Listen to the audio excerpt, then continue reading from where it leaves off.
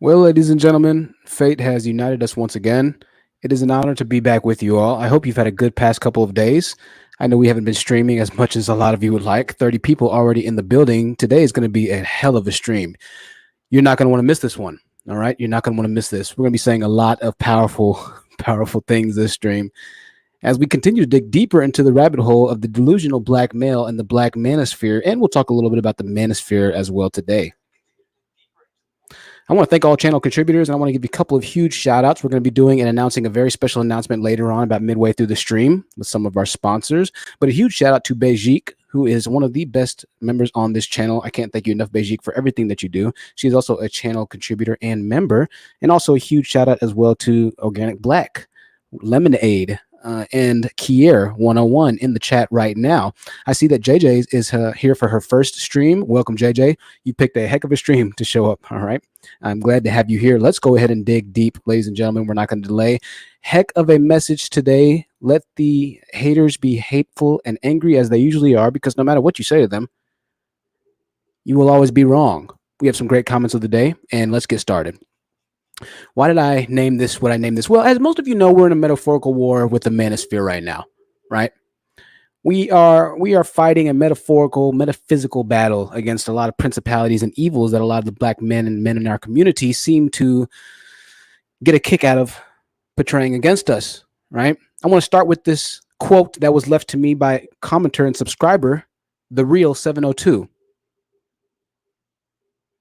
The quote is this: the greatest weapon in the hand of the oppressor is the mind of the oppressed.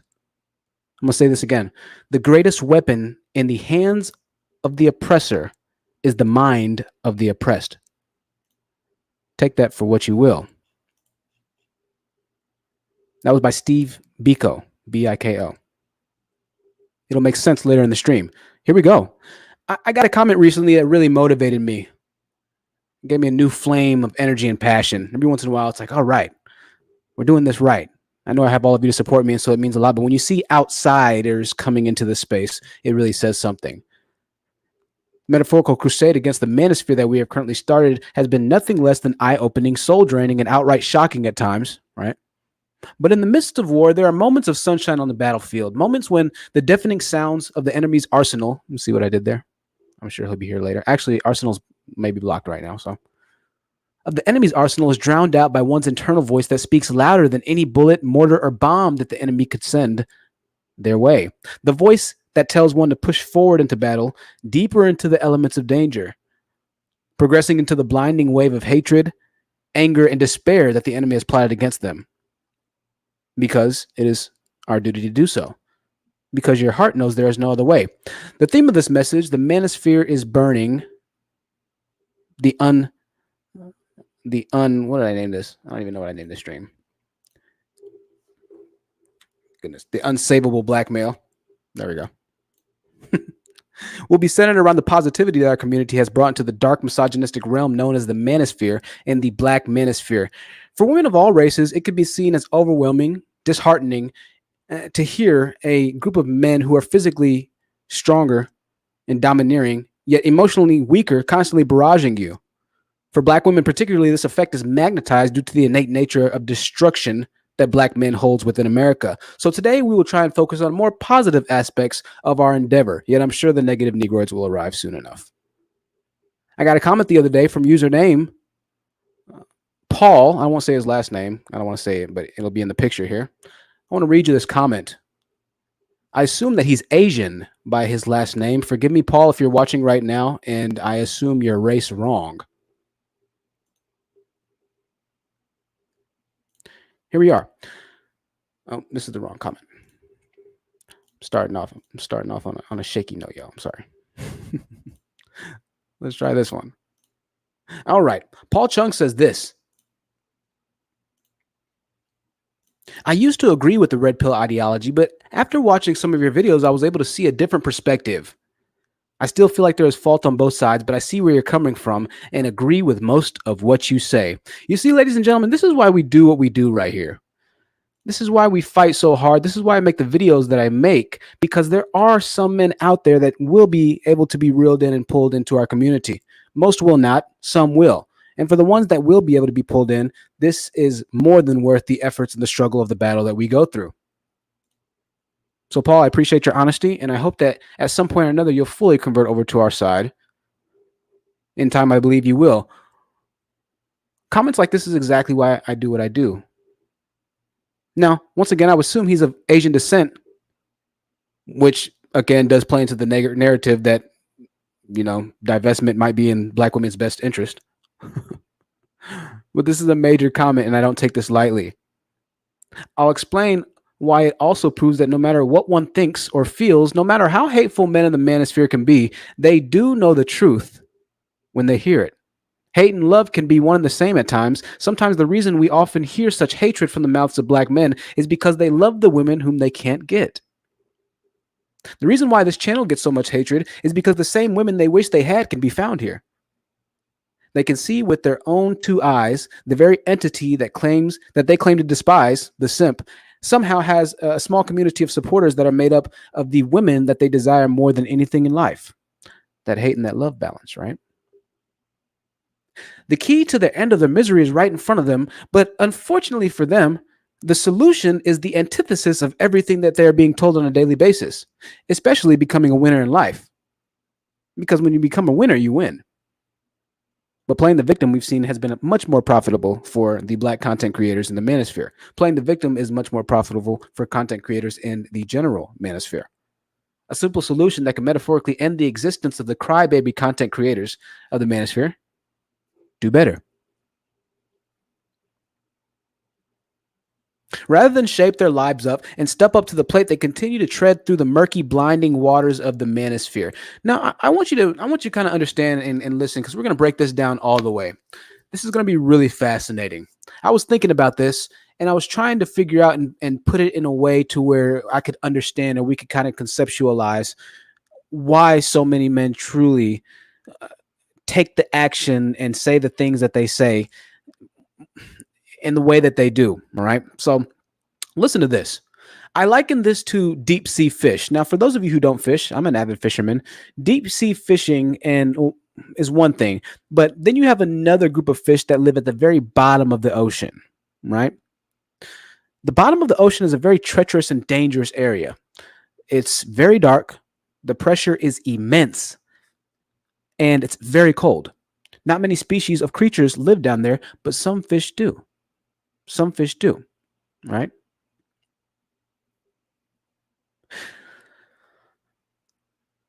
There are some fish in the ocean that swim in water that is darker than the darkest black that you could ever visualize. The fish that are in such depths often look and function in otherworldly ways in comparison to their shallow water and mid-water counterparts. Bear with me. Hear me out. The shallow water fish can be caught in rivers, streams, lakes, and even in some parts of the ocean. Depending on your fish tank or aquarium, these fish can live in captivity and be observed by others in zoos, cages, tanks that you have in your house, etc. I'm sure some of you have fish tanks. Also, shout out to Trisha. Shout out to you, Trisha, watching. No matter, but the deep sea fish are a different story. The fish that are at the very bottom are a different story, right? No matter what equipment or technology you use, the moment you bring a deep sea fish into the shallow waters of light, they'll die. There are numerous reasons for this. I want to show you a picture of a deep sea fish so you can hear what I'm talking about. This might be a little frightening for some of you, and bear with me. We're going somewhere with this, ladies and gentlemen. This is an anglerfish. All right. The anglerfish is very unique. It's very ugly as well. But that rod that you see at the end of its head actually is illuminated. Now, remember what we said earlier? The waters of the deep sea are pitch black. And so that rod he has is very unique. It illuminates some of the only illumination that you can find, other than some forms of jellyfish that glow in the dark remarkably, might I add, in the deep waters. Why am I saying this? What are you saying, Truth? Why do anglerfish matters right now? What's the correlation? I'm not understanding. I'll let you know. I'll let you know exactly why I brought up the anglerfish.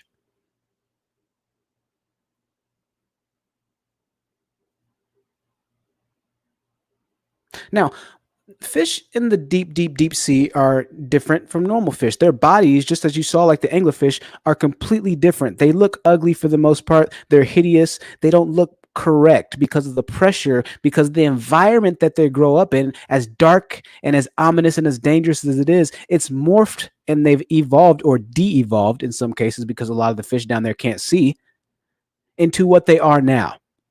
They don't look like normal fish. It's not something that you would fish for and want to eat if you actually were able to catch one.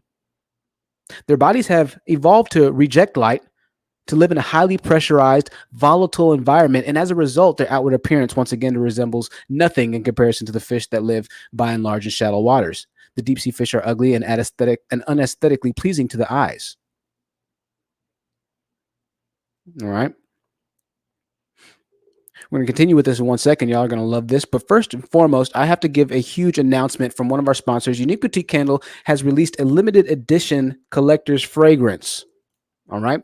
A limited edition collector's fragrance. I am honored to have been able to be a part of this. I'm going to show exactly what we're talking about right now. Give me 1 second. Thought I had it pulled up, but I don't.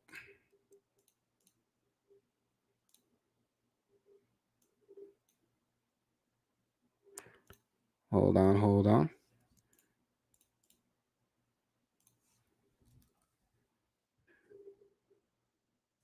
So bad.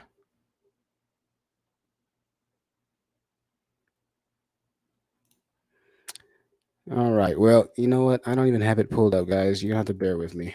I'm slacking today. I am slacking today.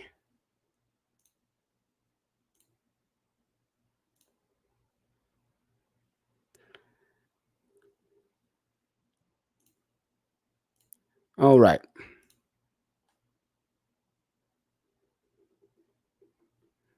Here we are. Okay, I have it. Here we are. Forgive me, y'all. Forgive me. Every once in a while, I am off of my game. It's not professional, but I appreciate y'all for sticking with me, and I know y'all will stick with me no matter what. So let's re-download this again. Show in folder. There we go. All right, back to our regularly scheduled programming. Get it together, Wilson. Get it together. I know people are leaving. They're like, dude, get it together, man. Unique Boutique Candles introducing the newest fragrance, Toxic Masculinity. Toxic Masculinity will be on the website tomorrow. Limited edition fragrance. By the way, I love this candle. Flavors of bubblegum, cinnamon, and deep cherry permanate once ignited. I really like this also because it plays into the theme of our brand, right? It plays into the theme of everything that we talk about. Aside from the eye-catching looks, the message directly aligns to the message on our channel. So make sure that you go to uniqueboutiquecandles.com for the latest creation. Tomorrow, it will be up on the site, and follow Unique Boutique Candles on Instagram. Remember that your first purchase is 25% off.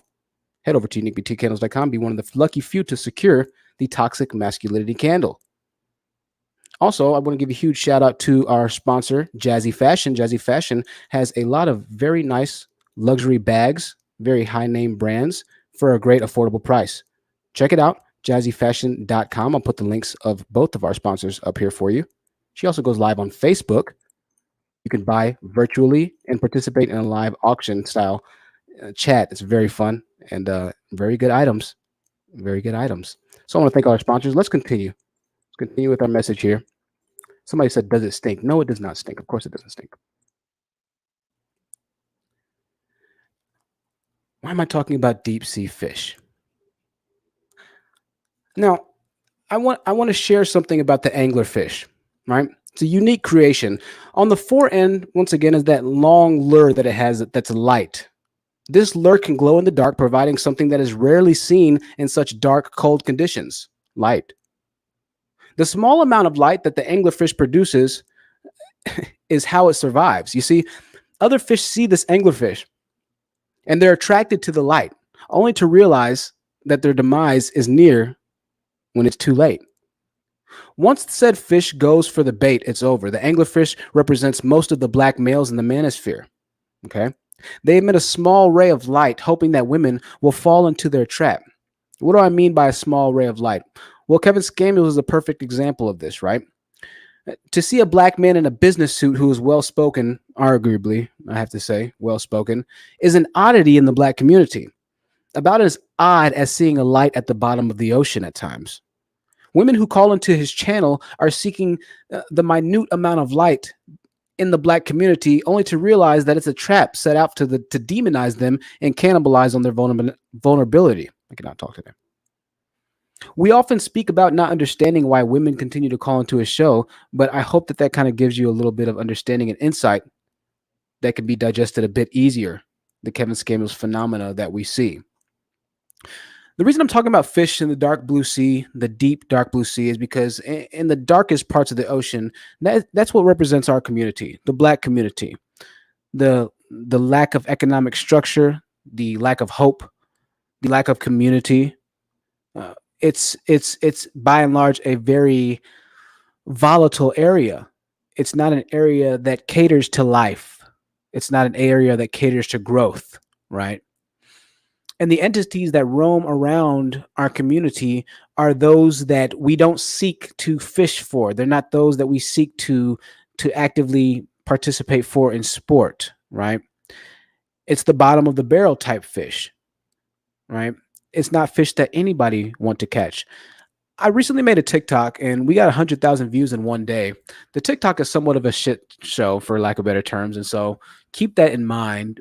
We have a lot of comments, but the most popular video is a video talking about why most of the world see black men as a plague. They see black men as a plague. They see black men as something that they don't want to be a part of. Now, we talked about this a couple of streams ago, and I'm going to bring this up again. But for the most part, black men are dead last everywhere they go in comparison to other races, particularly if other races are among them. Now, somebody left a comment that said, well, what about the black men in Africa? And the sad part about this is even in Africa, economically, they're owned by China. So even in their own country of blacks and black leadership, they are dominated by another race on the economic scale. And a lot of white people are starting to agree, and they applauded the message. They said, wow, it's so good to hear a black man speak truth and this and that, and we just want you to do better. Actually, some of the comments I was going to use for the comment of the day were from white people saying we have no problem with black people, we just want black guys to do better for their communities. We're tired, a lot of the things that I say on this channel, of seeing such dilapidated environments. We're tired of seeing such degenerate pop culture within the black communities. We're tired of seeing the stereotypical, prototypical type of black male be seen in the news and in the statistics that tend to afflict them in our community. They're tired of it. Now, we've said this all before, but this is difficult, and this is why I kind of titled this the way I titled it. Once a fish has lived at the bottom of the ocean for so long, once they've evolved to stay at the bottom of the ocean, there's nothing that you can do to bring that fish back to the top and expect it to live a normal life. There's nothing that you can do. The pressure that they're used to, that they're accustomed to, the volatility, the dangerous environment that they're used to thriving in, living in, surviving in, that is their norm at this point, right? That's their norm. And so no matter what you do, unless you have an immense level of technology, unless you have an immense level of money to be able to house said fish on higher elevations where the pressurized water isn't what it is at the very bottom of the depths, you'll never see a fish successfully get out of that environment alive, right? It takes a very, very, very, very, very certain type of circumstance to take that out of its natural habitat. And that's what we're kind of going through with a lot of the men that come onto this channel, with a lot of the black men that really hate this message. This is why they hate the message so much. Because no matter what you say, no matter how you put it, no matter how brilliant on the outside the wisdom of the message might be, they simply do not have the ability or the mental fortitude to be able to comprehend this and then apply it to the normal everyday life, because they're so used to the blinding, deafening, dark volatility of the environment that they were raised in.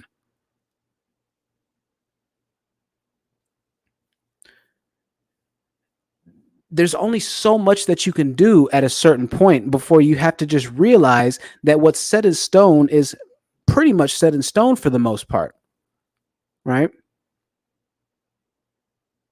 And this is the tough thing about being at the bottom for so long. And this is why I attribute there being something fundamentally wrong with majority of the black men in the black community, because they've been at the bottom of the sea for hundreds and hundreds and hundreds and hundreds of years now. And so it is a bit, I can't say a waste of time to try and do what we do here, because we will catch a few at some point or another. But to some extent, it is like speaking to a brick wall. We've already seen that most of them don't want to change. We talk about divesting and really telling our women the importance of that message. But it's difficult because even the ones that might want to change, they may not have the mental, the aptitude. They might not have the resources needed innately inside of them to truly change or to convert into a different type of person, because of so much programming and de-evolution that they've been bombarded by, right? Now, this is not all. Some of them will be able to get out of that, right? A very select few, though, a very, very, very small portion of black men who hear this message will be able to ascend to the more shallow parts of the waters, right? I'll read a couple comments really quickly and we'll move on.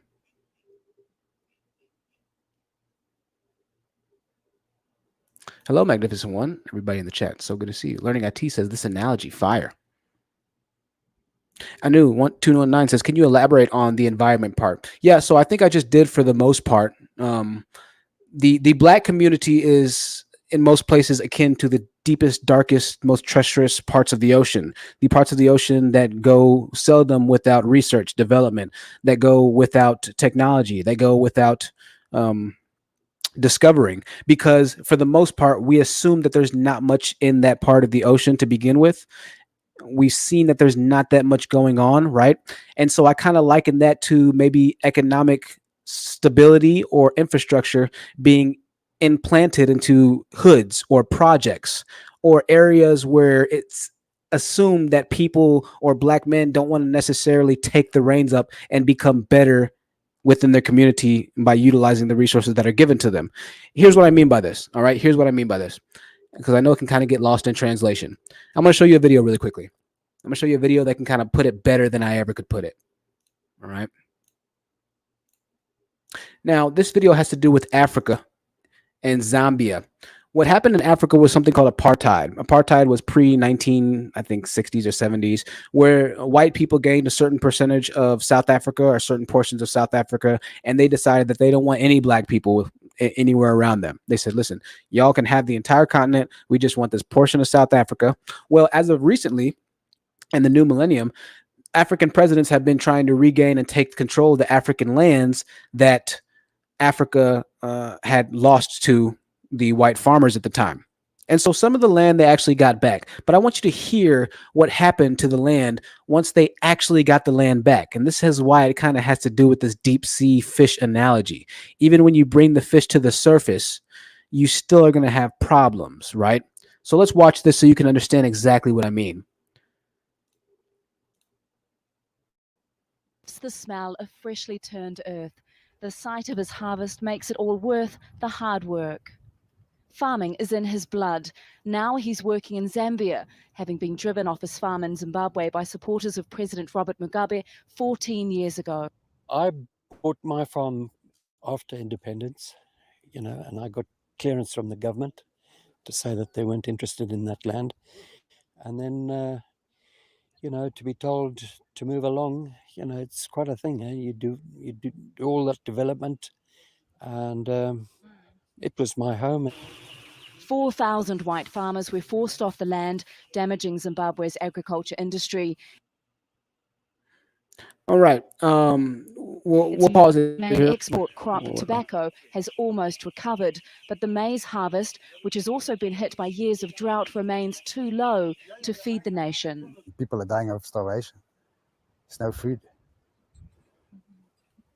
So let me tell you something. They kicked the white farmers off of their lands. All right, I'll just summarize the rest of the video. They kicked the white farmers off the land in Zimbabwe, and then the people of Zimbabwe ended up starving.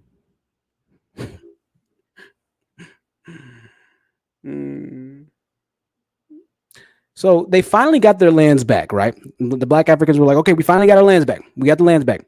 And this isn't the only case of this happening. I was actually looking for another video when I stumbled up on this video. But you want to know the most twisted part about this?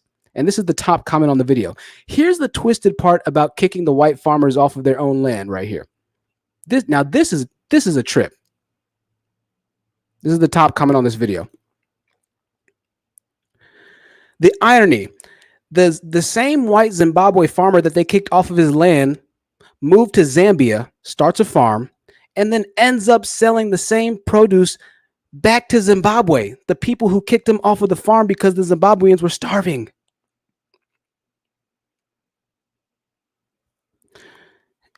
Like I said, this isn't the only time that this has actually happened. This has happened numerous times where Africans and white Africans, South Africans gave their land over to the African farmers, but the African farmers didn't know how to even use the resources that they had. They blew the entire farm. The farm collapsed, and then they called the white farmers back, and they're like, "Hey, listen, we need help running this. We'll give you a percentage. We'll give you a percent of the portion." But the white farmers are kind of upset because they're saying, first of all, you kicked me off of my land, i.e., you're in the best country in the world and you're still not doing anything with your life. Most black guys, a lot of black guys, you're still okay with being average. And then at the same point, you claim that we're afflicting you when we have to come back and then help you on the same farms that you kicked us off of.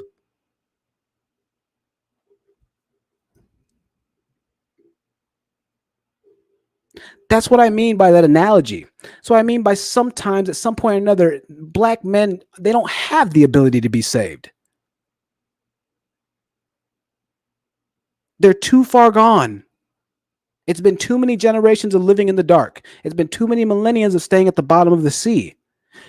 And this is Africa as a whole. We talked about this last stream, obviously, but there's no reason why the richest, most wealthy and abundant in resources continent, which, by the way, Africa is so large. I saw like this video that said, maps are telling how big Africa is. They're wrong. Africa is apparently like as large as the United States all the way down to South Africa. I'm sorry, to Southern America combined, like from the tip to the bottom. Africa is like massive, dude. Africa is huge, right? It's not as big. It's bigger than it appears on the map. Imagine a country with the most resources still not being able to capitalize off of it. This is why I say that there's something wrong with black men. They haven't been able to capitalize off of the resources, and they'll claim that they're afflicted by everybody else in life. But when they get exactly what they want, they still don't capitalize off of it. $5 super chat. $5 super chat from Transparency and Merit. How should people of European descent react to people who are envies and self-destructive? Also, South Africans seem like a racial vendetta nation. Also, South Africa seemed like a racial vendetta nation. I kind of don't understand the last part. But how should people of European descent react to people who are envious and self-destructive? Yeah, listen, and this is kind of the comment that we've been getting from a lot of TikTokers, right? A lot of people commented on that TikTok video that I made, and they said, listen, we have nothing wrong with black people. What we have a problem with black men is seeing black men commonly attribute to most of the negative outcomes in modern society. Now, listen, what do I mean by this? Obviously, there are white people out there that are criminals. Yes, I get it. I understand. I'm not saying that blacks are the only criminals, but I also am saying that we can't ignore the fact that we joke about moving out of the hood or the black community when we get money. I don't think that there's anybody that can truthfully, honestly say that if they get money, they're going to move into a black community. I'm just going to be honest here, okay? I don't think there's anybody that logically says, man, I can't get money. I can't wait till I get money so I can move into, a middle-class black community. Now, I'm sure that they wouldn't have a problem with it if they found a nice community of middle-class black people, but that's not the community that you think of as black, white, Asian, Latino. That's not the community that any race thinks of to move into when they get $1 million paycheck. Okay. And so that's what white people are saying. They're saying that we want black people, we want black men to assimilate to our culture. We want them to be a part of us. This is the reason why Goldman Sachs is trying to propagate and help the black community by giving $10 billion to the women who are actually doing a damn and doing their part and doing as much as they can to uprise the dilapidated black community. But even amongst that, it's still the black men that seek to keep them where they're at. And that's what the white people have a problem with. So to answer your question, your $5 super chat specifically, I understand the sentiment. I understand exactly how you feel. And it's hard for some white people to not feel that way, if I'm being completely honest with you, right? It's hard for them to not feel that way. I've gotten comments on certain points in my life where I'll have white people kind of just take an interest in me, particularly now because I have dreadlocks and I portray a stereotypical type of black male. Once I start speaking, they find me peculiar, and we carry on conversations, and they ask, "Hey, what do you do?" And they're just kind of trying to feel me out and things of that nature because I'm somewhat of an oddity, right, in the black community. And those people I have no problem with. Now, I'd be remiss to not say, or to say, I'd be remiss to fail to say that at some point or another, they probably saw me in a certain type of light. But once they were able to see that I wasn't in that perceived stereotypical type of sunshine that they saw me or assumed that I would be in, then they had no problem with me going forward. And respect was mutually given on both sides. So that's what white people are looking for. They're tired of the pop culture of degeneracy, once again, the black communities. They're tired of driving through certain parts of the cities on one side where it's predominantly white and nice, and then seeing the other side where it's like a war zone and it's predominantly black. They're tired of that, right? A lot of them are saying, you're not slaves anymore, black guys. You haven't been slaves for hundreds of years, and we're not even trying to hold you down anymore. And the argument that I can actually give to this is the white guy who helped me more than any other black guy when I was in my worst part in my life, the white guy who helped me and tried to give me a job. He tried to help me out. He tried to put this kid who was in a very terrible position, who was essentially a part of the black majority of males that I'm actively fighting against now. He tried to put me in a better position, but I myself wasn't even ready to go to the better position. I didn't have my driver's license. I had too many warrants to pay off. I failed to plan, and in that case, I planned to fail, right? So that's what they're saying. They're saying that we want you to get your stuff together because we want you to do better. All right. That's the theme of some white people and how they feel. They're not racist, really, necessarily. They're just kind of tired of it. All right. Alex said, my dad has said this before.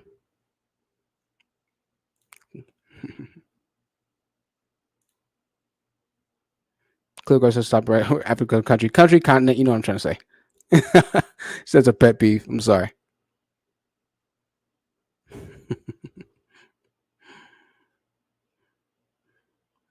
All right, let's continue on with this. Lightwork says, "Don't you know racism is universal?" I mean, I guess I guess every race, yes, does have their pet peeves or whatever.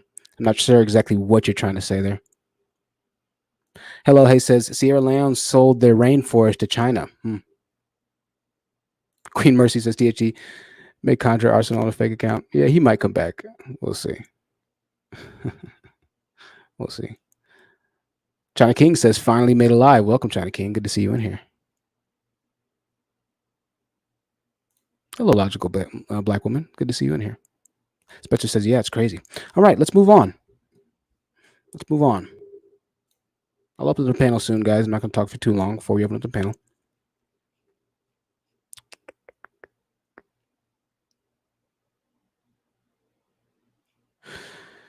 So, just like the black manosphere, they expect you to sink to the very dark depths of them, settling, right? Oh, you should be okay for settling. You should settle for average because you're average too. Even if you're trying not to be average, you should settle for average because you're average, right? But in order to reach the fish at the bottom of the ocean, you must have extremely specialized equipment. You must have resources and systems that most people just don't have. The deep ocean is the most dangerous area on the planet. The pressure can cause one to spontaneously explode. The temperature is godlessly cold, and there's no light, once again, no chance at finding your way around. This is why I often talk about the dangers of submitting, like we just said, to the bottom section of men in America, because once you get to the bottom of the ocean, it is very hard to bring yourself back up. They simply don't have the ability to function at higher levels of water. Once you stay at the bottom, once you're pressurized to the bottom for so long, you lose the ability. You've evolved or de-evolved to thrive in highly pressurized, volatile environments. The gangs, hoods, the degenerate culture, once again, that a large portion of black males have, has literally been evolved into them, into the present day beings that they are now. If you try to remove that element from them, all hell breaks loose.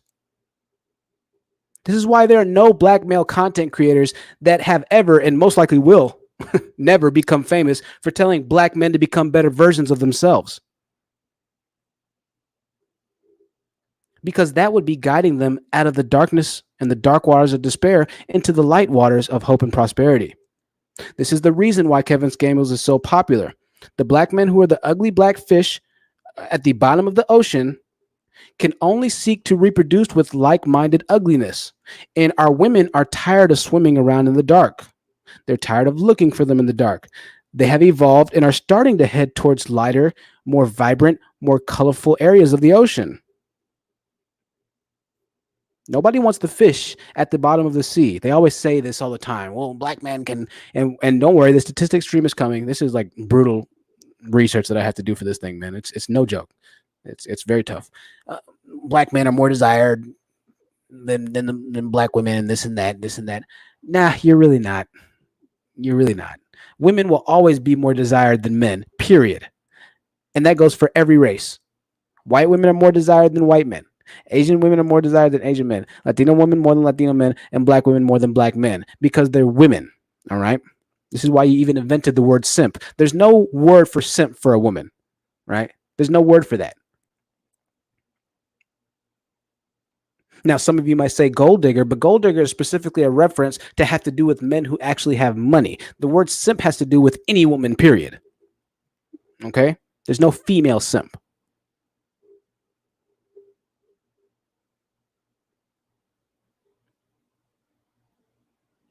One last point about the fish of the deep before we move on.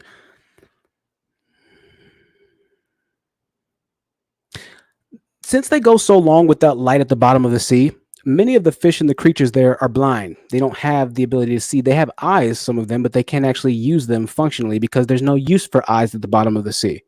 I liken this to the darkness within the black communities that has been led by black men. They lack vision. They lack sight. They lack foresight, which leads to a stagnation of progression, peculiarly and particularly within the youth. This is why that white lawyer that we watched on the No Jumper Adam 22 podcast say that it's the black men who need to start doing better for the kids to do better. But when most of them have evolved to swimming around dark areas and they've lost the use of sight, they don't have the vision necessary anymore. This is the hamster wheel effect of black leadership in the black community. There's no thought to progress because when you live in the darkness, when everything around you is dark, there's no vision. Everywhere is the same. It's all dark.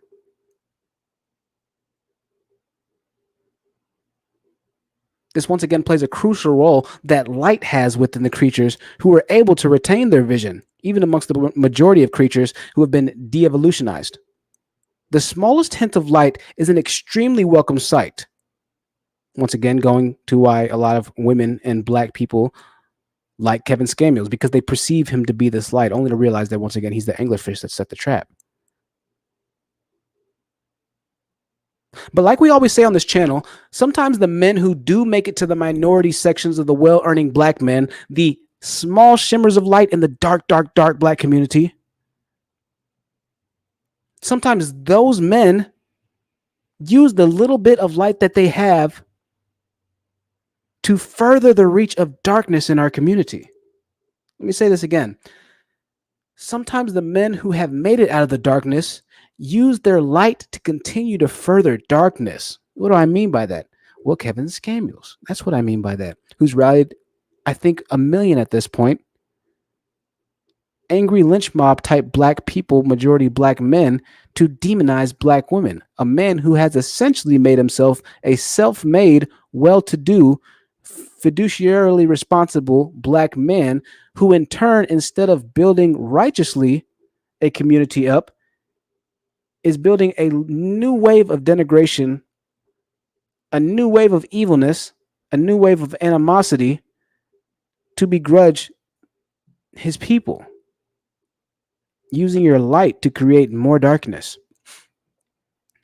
This leads us to our next point. I'm not going to say it right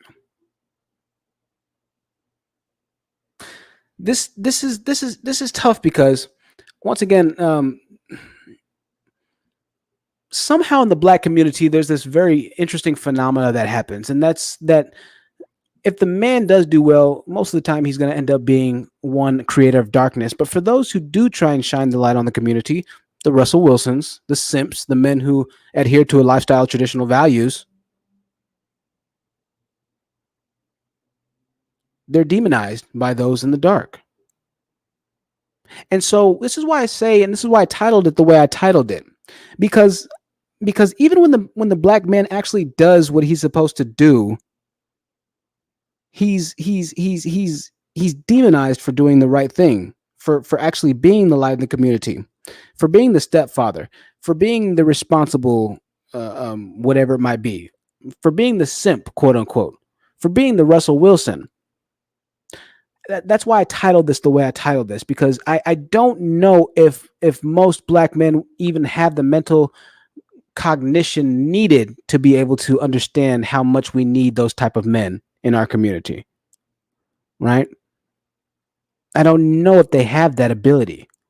They've been swimming for too long in the dark. The very best of Black men, they oust. Not understanding that other communities see those Black men as the best of us. Not knowing that other communities want to see more of the men that Black men demonize as the ones that are in the Black community. Other communities want to see more Russells. They want to see more stepfathers. They want to see more family-oriented structures inside of the hoods and the crime-ridden environments. But just like I said on the last video, it's the Black man that's oppressing himself. It's not other people. No matter what way they'll come at me, I'll never understand how they can rightfully in their right mind demonize Russell Wilson. I'll never understand that. They'll call me a panderer, a panda bear, a simp to the end of days, but I'll never understand that. This live stream and this research has kind of made me understand it a bit more, and that is that no matter what you say, no matter how much wealth or treasure troves of information that you try and give to ignorance can never understand knowledge. Ignorance doesn't have the ability to understand and comprehend knowledge. It's ignorance. By very nature, it lacks the properties needed to take in good and give out good. The only thing ignorance can take in is ignorance, and that breeds more ignorance. Right? This is why I titled this the way that I titled this. This is why the modern day Black men in America, with every economical advantage, with every fiber of the internet being at their disposal, living in the time that our ancestors would have sold their body parts and their actual literal souls to be and to live in, they find problems and issues with everybody else other than themselves, other than the group of people who are most criminally convicted, other than the group of people who own the least amount of businesses, other than the group of people who lack unity unless it's for destructiveness. Pure ignorance. Pure ignorance. Every other group of people can see exactly what's going on, just like our lawyer friend. They address it. But most likely nothing will change.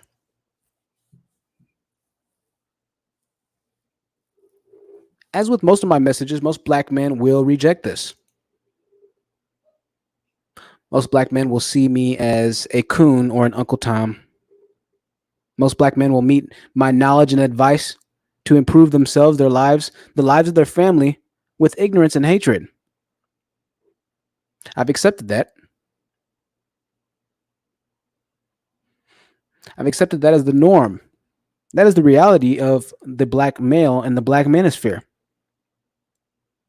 Black men don't understand that they themselves are the main reasons why divestment will continue to grow.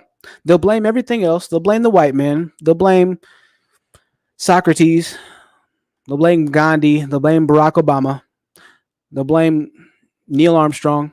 They'll blame everybody for divestment. They'll blame weaves. They'll blame nail salons.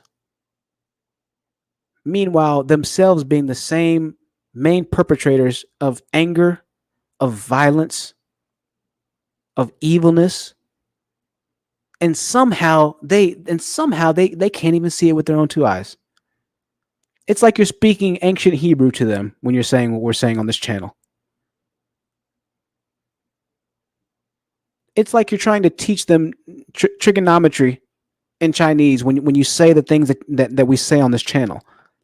That's how deep and embedded they are in ignorance.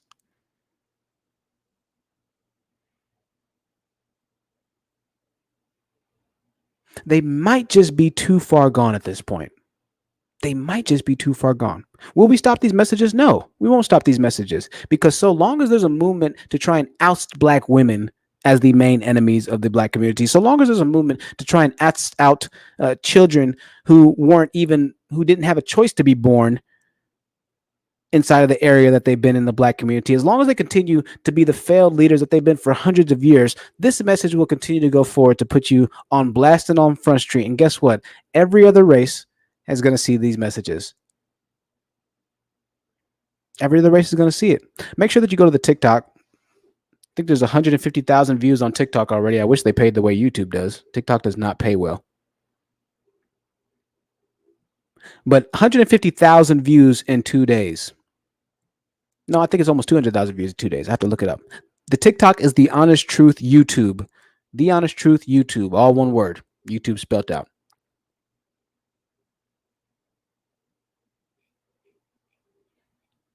We'll continue to push the message against you, black men who seek to demonize the very best of us, who seek to demonize the women who have doctorates, masters, who seek to demonize the women who want to go to college, who want to get with better situations, relationships, who want to do better for themselves. We'll continue to demonize you just as you demonize them. But the reality of the truth is there are far more people of other races that are going to agree with what I'm saying versus what you're saying.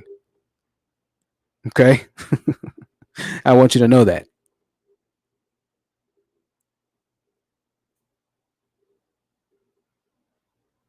Energy Mattress says your brothers have the emotional intelligence of a 6-year-old. What you're saying is beyond their comprehension. The unfortunate truth of most of them.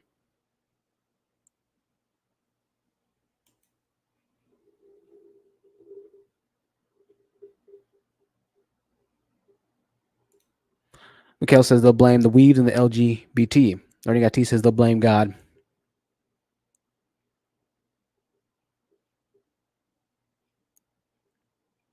$5 super chat from Alexander Brandon says the honest truth. DeAndre J thinks we're not at the bottom. This is why black men need to stop protesting for them. I don't know who DeAndre J is, Alexander Brandon, but I'll check him out. Thank you for the comment. Maybe he has a YouTube of some sort. I'll check out Alexander J.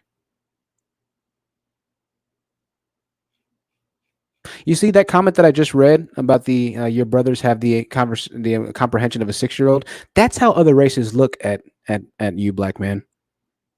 That's how other races look at you. They're just being honest. They're just being truthful. So somehow you thinking that you're a king and that, you were a Moor at one point and 400 years ago, you ruled the earth and all this other BS that doesn't even matter nowadays. They laugh at you. They laugh in your face.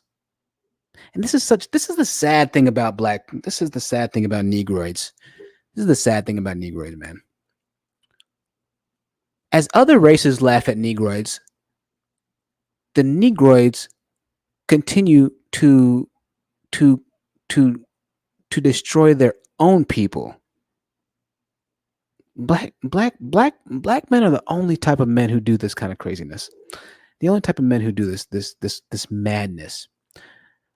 Other races will tell you, just as they told me here, how they view you, and somehow you found the problem to lie with to lie on black women, to fight against black women somehow.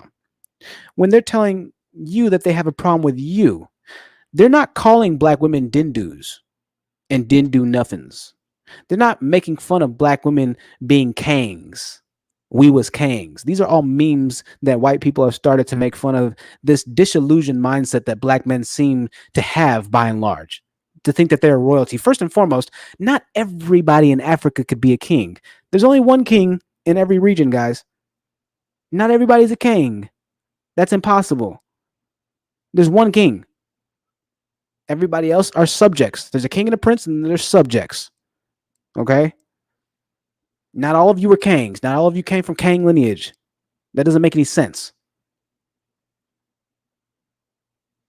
But just like today, just like modern day in comparison to today, when violence is brought to your front doors, when you really had that smoke brought to you, when other races really tell you how they feel about you, you cower between your tails, tuck your tail between your legs, and you continue to sell out your own people, just as our ancestors, just as the Angolan African population sold out the Angolans, just as Africans continue now in this very present modern day and age to have the highest amount of slavery in comparison to every other continent, forgive me, or country, however you want to view it. When the smoke is brought to black men's doors by other people in history, they've cowered. The Native Americans didn't cower. The Native Americans fought and died for their people. The white men here in America, when the New Englanders tried to make them slaves, the white men didn't cower. The white men fought and died for what they believed in. Now I know what you're going to say. Well, the white men had a civil war against themselves too. The white man was, they killed their brothers because we had the North and the South when we were slaves. Yeah, the white man had one war. Negroids have been killing themselves for thousands of years in Africa now. Tribes to this present day still warring with each other over resources that they export and sell to the highest bidder, that they use not to build their own infrastructure up, but just to sell, to make one group of people rich, to make one family in the region rich. That's why Africa has the problem that it has now.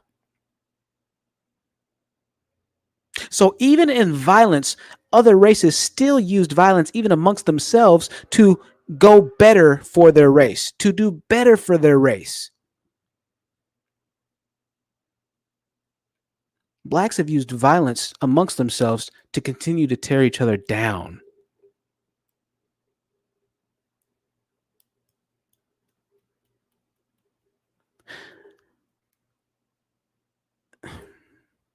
Blacks are the only group of people that have worked with every other race to destroy their own race. Whites weren't the only people that were sold slaves. The Arabics were sold slaves by Africans as well. Some minute parts of Asia had slaves sold to them by Africans as well. Every race knew that they could go to Africa to get the slaves. They weren't going to go to England and get any slaves, I'll tell you that much. You weren't going to get any slaves from Asia. They weren't going for it. They're kamikazes. They would prefer to all die before they go into slavery. This is why black men were conquered. It's because every other race did something that black men won't do. And that's unify for a common cause. That's unify for a common goal. That's to fight for their own. That's to be willing to die for their own.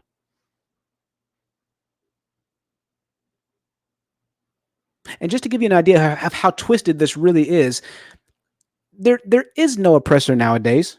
When there was a real oppressor, they still didn't do anything. You had a few good, black men. You had a few black men that were trying to actually fight and use violence, like Malcolm X. He tried to use violence and he said, listen, I'm willing to die for what it is, right? He was willing to do it. When the smoke came to Malcolm X, he was about that smoke. Most black men aren't like that. But just to give you an idea of really how twisted this is,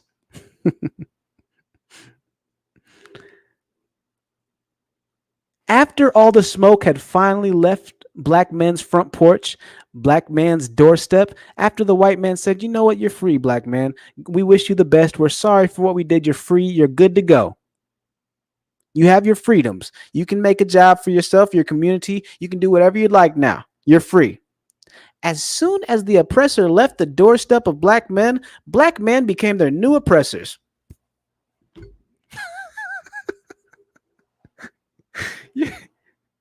As soon as the white man gave black man freedom, they start killing each other, like we said before, selling drugs, going to jail at record rates. And like we said before, the community of black people was better when they were being oppressed. The only smoke that black people have is for that black men have. I say people, you just know I'm talking men. The only smoke that black men have is for other black men. That's the only smoke that they have. They don't want the real smoke.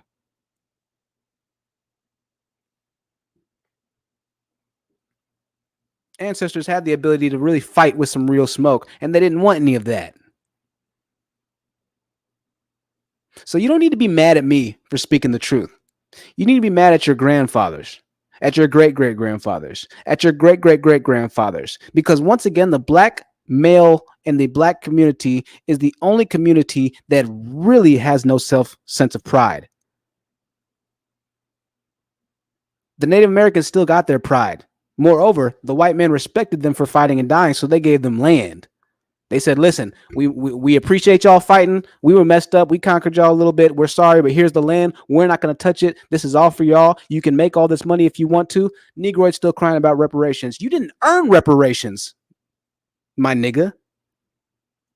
You see, the white man respect action. Other races of men respect action. They respect violence. They respect blood. And that's why they don't respect you Negroids, because they know when they start to send them cops to your corner that you ain't going to do nothing. You won't do anything. You'll yes, sir, no, sir. Yes, sir, no, sir. Yes, sir, no, sir, no. Officer, I didn't do that, sir. And instead of having smoke for the officer that locked you up unjustly, you'll try and go find the person that snitched on you and you'll kill them.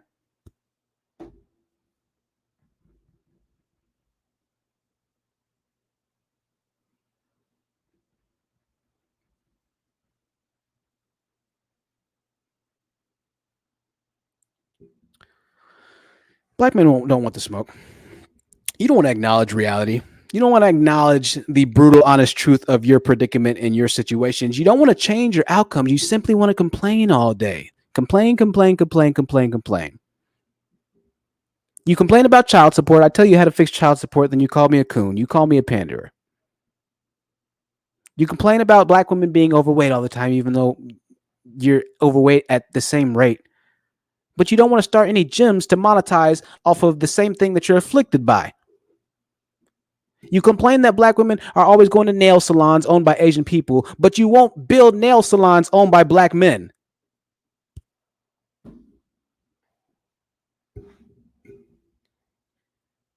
It's madness. The very problem that black men claim to have with black women and with the black community, the answer is in that very problem. But instead of executing the answer, they'll continue to speak and complain about the problem. This is why every other race is more advanced than the black race. Because the leaders, I say that word loosely, once again, didn't seek to progress. They didn't seek to conquer. They didn't seek to do anything.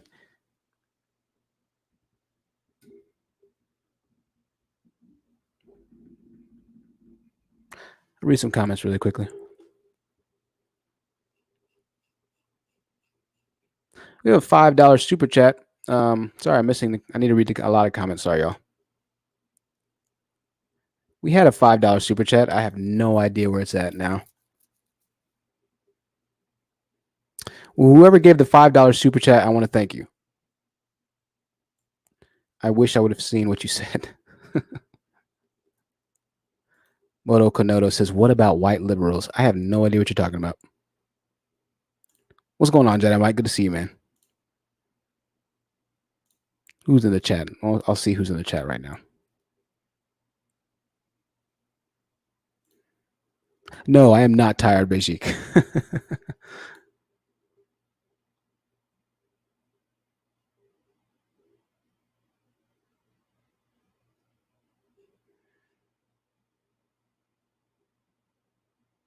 Tasha Prihe says they blame black women when other races point out their flaws. Absolutely. Absolutely. Just like that lawyer said. Well, after Adam asked him, well, what do you think that the black community can do to start to keep their kids out of incarceration, to start to, to start to build better communities? The white lawyer said, oh, well, the black women are holding their ground. They're doing as much as they can do. The black women have their hands full. That's what that white lawyer said. Here come the black man. Well, I don't agree with the lawyer. Yeah, you don't agree with the lawyer that's getting ready to bail you and your brothers out of jail? Right. I'm sure you don't agree with the lawyer. You better hope that you don't need the lawyer one day at the rate that you're criminally convicted. I don't agree with that because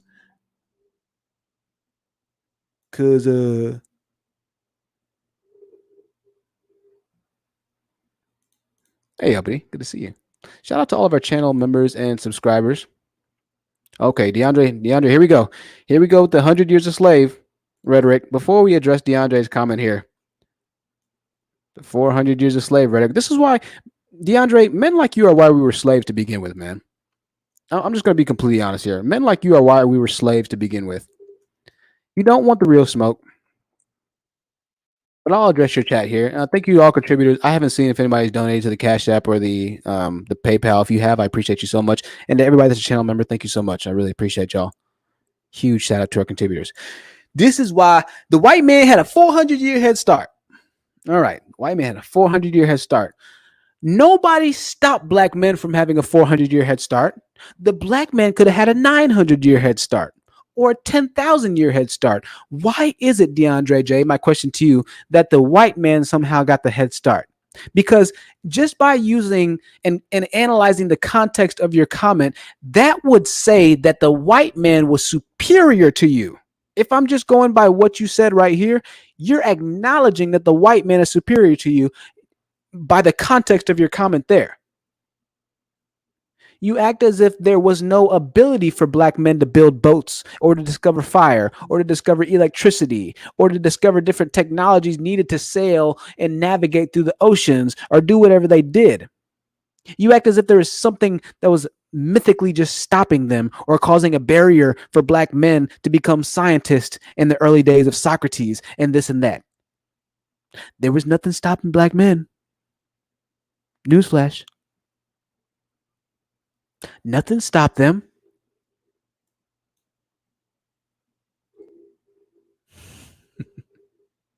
The white man had a 400-year head start. $50 super chat. $50 super chat from Kier. $50 bomb from Kier. Kier, I appreciate you so much. You've been on fire. She said, we support SIMPS, the acronym started by Beijik, one of the biggest channel contributors and members and mods in the chat. Smart, intellectual, and I heard it also the I could stand for, the S could stand for sincere. Smart, sincere, intellectual, masculine providers. Simps.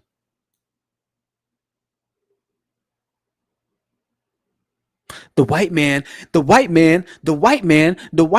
have all the smoke for white men, but you won't do anything to white men. You know who you get. You know who you take your energy for the white man. You know who you put that energy on. You put it on black women. The same black women that hung from the same trees that you led her to hang from. The same black women that your ancestors sold to go across the ships, that jumped over, that would rather die, so they drowned themselves as they crusaded to America. That's who you have a problem with. That's why the black community is never going to go up, man. The black community. This is why I say and I preach about divestment. Go find you a white guy, black woman. Go find you an Asian guy. Go find you a Latino. Go find you any other race other than the majority of the ignorant black males that are in our community. Because if you get a man like DeAndre J., which is most of the black men in the community, you're not going to have a guy that's going to want to fix the roof when it starts leaking. You're not going to have a guy that's going to want to fix the tires. You're not going to have a guy that's going to want to change your brake calipers if they don't have enough money to do it. They're going to blame it on something. It's going to be something's fault. Your electricity goes out and y'all don't have the money to pay for it. Well, it shouldn't have been lightning like that. Mother Nature shouldn't have let it rain like that. You see real men go out and they find the solutions to the problem they have. But men like DeAndre will come on here day after day after day and say, well, 475 years ago, the white man sailed the ocean blue, and that's the reason why we have the bad communities now.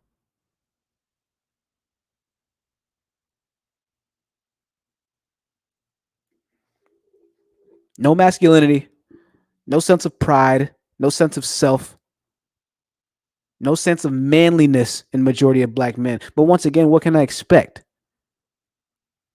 from the most fatherless group of people in America? What can I expect? I'd expect no more. Black Women's Sisterhood with the $10 super chat. Why are black men always so proud to admit they were oppressed? I'll never understand this. This is the craziest thing. They think it's an excuse when in reality it just says how weak they have been and how much they have failed us. Leaders don't stat oppressed. I don't know why they're so quick to claim that the white man conquered them. I'll never know that. It's kind of like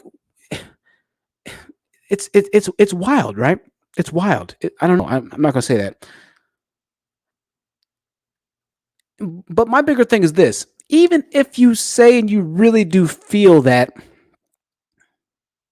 going back to our original points, you really don't have any smoke when it comes down to it for the white man. They're gonna give all the smoke to black women. But yes, that's a great comment. One of the comments of the night. Black men always love to put out how they were oppressed, how the white man dominated them. And then in the same breath, if you tell them that they were dominated and conquered, well, we not conquered. We doing good right now. We not conquered. You a coon for saying that. So it's either, well, the white man was better than us, or how dare you say that the white man was better than us? You're a coon. Hoteps. Oh God. I can't. I just can't. I can't with Negroids. Beijing says black men have nothing to be proud of, and I mean nothing. By and large, absolutely correct. Absolutely correct. They claim that they had a 400-year advantage, that the white man had a 400-year advantage, when the very continent that they grew up on had more resources to build the boats, had more money, gold, wood, natural gases, oils, had more natural everything. Even the land, even the animals had the most vitamins and plants and minerals and soil needed to cultivate the ultimate world empire. Africa has all of it. They have the temperature, they have the climate, they have the resources, they have the size, they had the population. Black men had the ability to run the world.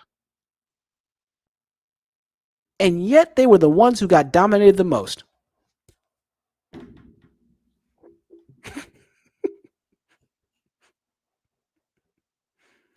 Make sure you hit the like button. Tiffany Dish says, on your way in, on your way out, hit the like button. Even if you don't like what I'm saying, hit the dislike button. It does help the algorithm as well, because I know that you're watching right now. I know that you're watching right now. Black Woman Sisterhood says, what were the black men doing for 400 years? Your guess is as good as mine, Black Woman Sisterhood. I have no idea what they did for 400 years. It's not like they just planned or plotted. It's not like they unified together to start to have overthrows or rebellions. Yeah, some of them did. By and large, most of them didn't. It's not like they actually started to formulate a plan and say, you know what, when we do get free, we're going to do everything that we can. Some of them did, and we did have some good communities. But once again, it goes back to that point to where the best communities that we had, the Black Wall Street that Negroids always love to bring up in my stream. Well, we had Black Wall Street once upon a time, but the white man. Where's Black Wall Street now? There's no white man oppressing you. Where's Black Wall Street? If we look at the predominantly populated black cities nowadays, there's no Black Wall Street. I don't see any black gas stations that are owned, any black laundromats that are owned. Most restaurants are not black owned. Some of them are in Dallas, a few of them. Most of them aren't black owned. I don't see any black grocery stores that are black owned. I don't see any black anything in the majority of black cities and populations. But you guess you want to know who does own the gas stations in the black communities? The Indians, the Asians. You want to know who does own most of the businesses in the hood? The Asians, the white man, the Indian. So where's Black Wall Street? What happened to it? Why is it that when immediate life and dangers and threats were presented to you, You were able to build Black Wall Street, but now that you have freedom, you can't do it.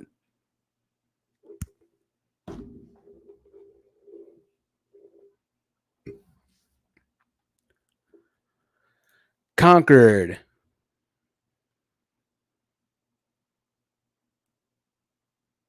Keena says they couldn't even protect Wall Street.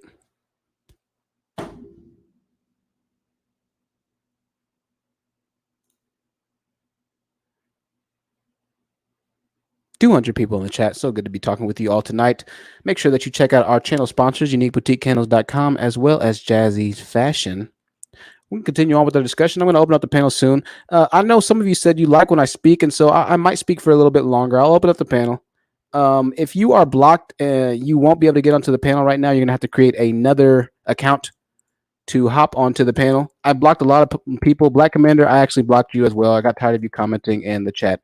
There are the links to donate. If you'd like to support my Amazon wish list, they are expensive items that would make the stream a lot cooler and a lot better. One of the items is actually a podcasting rig, and it's cool because it has like little sound pads that you can press for different for like different sounds and stuff. So one could be like an applause, the other one could be a transition or like a Who Wants to Be a Millionaire sound. Like it's like $500. If you are balling outrageous and you feel like buying that for me, you are more than welcome, and I'll love you forever. Also, if you have any business opportunities, I've been getting a lot of emails from people who have businesses. If you are part of our immediate community, then we can definitely work something out for not much on your end. If you are someone that's new to or wants to start some type of business advertising on the channel, we've been getting pretty consistent views for the most part, and we are growing. Then make sure you email me at thehonestTruthYT@gmail.com. thehonestTruthYT@gmail.com. $2 super chat from Say No to Dusty Struggle Love says, you are on point. Keep it up. Love your channel. Thank you so much. Your username. Say No to Dusty Struggle Love. I love it. Absolutely, Taylor. We got to make sure that they don't die out. They got to remember. The dusty fingers is what's going to keep the Negroids up at night. Kier says, so you call murder, genocide, assault, hate, and narrow-mindedness as a 400-year head start? Disgusting. My Assorted View says, we had it worse back then and they were doing better than we are today. Very true. Very true. Two Rose says, speaking too many facts. Yeah, they're not going to like the facts. The facts, as their God fraud father says, don't care about your feelings. But of course, that only applies when you're talking about black women. That doesn't apply when you're talking about black men, right? Because if you're talking about black men, that makes you a coon. That makes you a coon. Pink Rosa says we have to stop bringing up the past and worry about the future. Spot on. The Queendom says they had a 400-year head start, and we had a 400 years to learn from the blueprints and still can't get it right. I ain't even going to say that. I'm going to say it. Negroid. Let me just put this in perspective, okay? This is something that a lot of people on the TikTok have been saying, right? I get comments saying, well, the African people, the Nigerians who come to America, they do really well. The Africans that come to America or go to the UK do really well. They do better than the black American males. I say, okay, so this is wrong in so many ways. First and foremost, the black males who are born and who had the advantage of being born in the best country in the world, arguably as far as an economic standpoint, still can't take advantage of it. Secondly, why is it that the Africans had to move to the white man oppressor's country to do better? Why couldn't they have become successful in Africa? That's the main question here. Once again, they're bringing up the standpoint that actually goes against what they're saying. Well, I know a lot of Africans that are doctors in America and this or that. Why are they not doctors in Africa? If the black African man is so smart, so ingenious, and so that, why is it that the black African man's infrastructure doesn't lend itself over to the benefit of having more black Africans stay in Africa?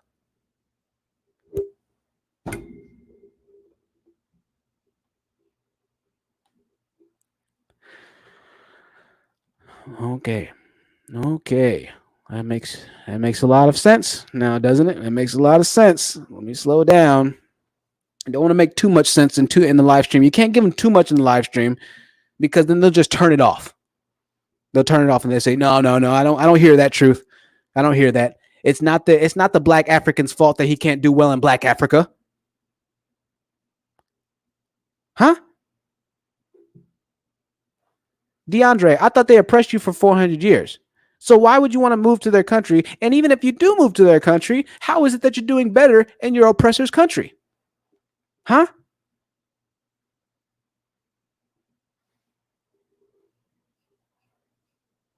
Hello. Osondi Owendi, the $3 super chat. Glad to see you in here, Osondi. I hope everything's been well. So good to see you in here. Not only Nigeria, we looked at the slave trade that's still happening in certain parts of Africa.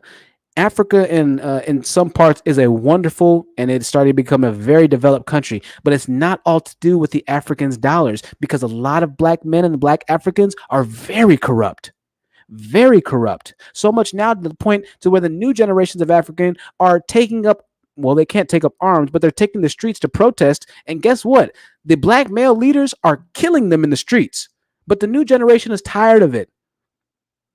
They're tired of being oppressed by their own people. They're saying we live in the best, most economically resourceful and resource invested country. And why are we the poorest? Why don't we have infrastructure? Why is it that other races can come here, get what they want, and then take it back to their own homeland? Why is that? We're tired of having it the way that it is. There's so much money in Africa, but it's the black man in Africa that's oppressing his own people. This is why I say it's not just America. It's not just this. There's something fundamentally wrong with black males in general.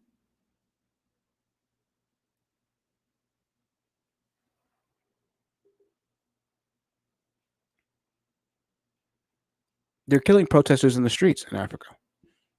Now, that was a while. I think that was earlier this year, last year. Maybe, I'm not sure everything going on, so I don't want to speak from ignorance to a certain point. So if there are any Africans when I open up the panel and you want to speak to that, I know Suda Africana Mami has spoken about it a lot. She's spoken how a lot of the women in Africa are starting to date Asian men because Asian men really do own Africa.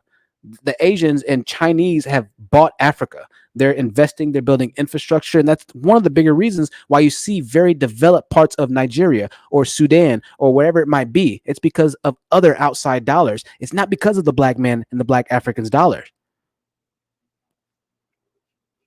That's a fact.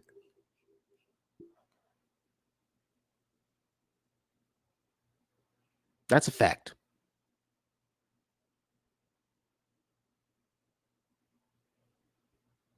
There's the ones that like to go on vacation there. They have a lot of nice tourist spots. Yes, they do. Some parts of Africa are stunning. It's like a fantasy, like a fairy tale world.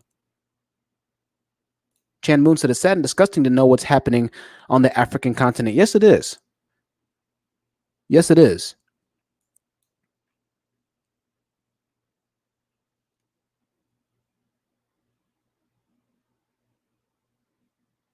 Alex says this isn't a white country. It never has been.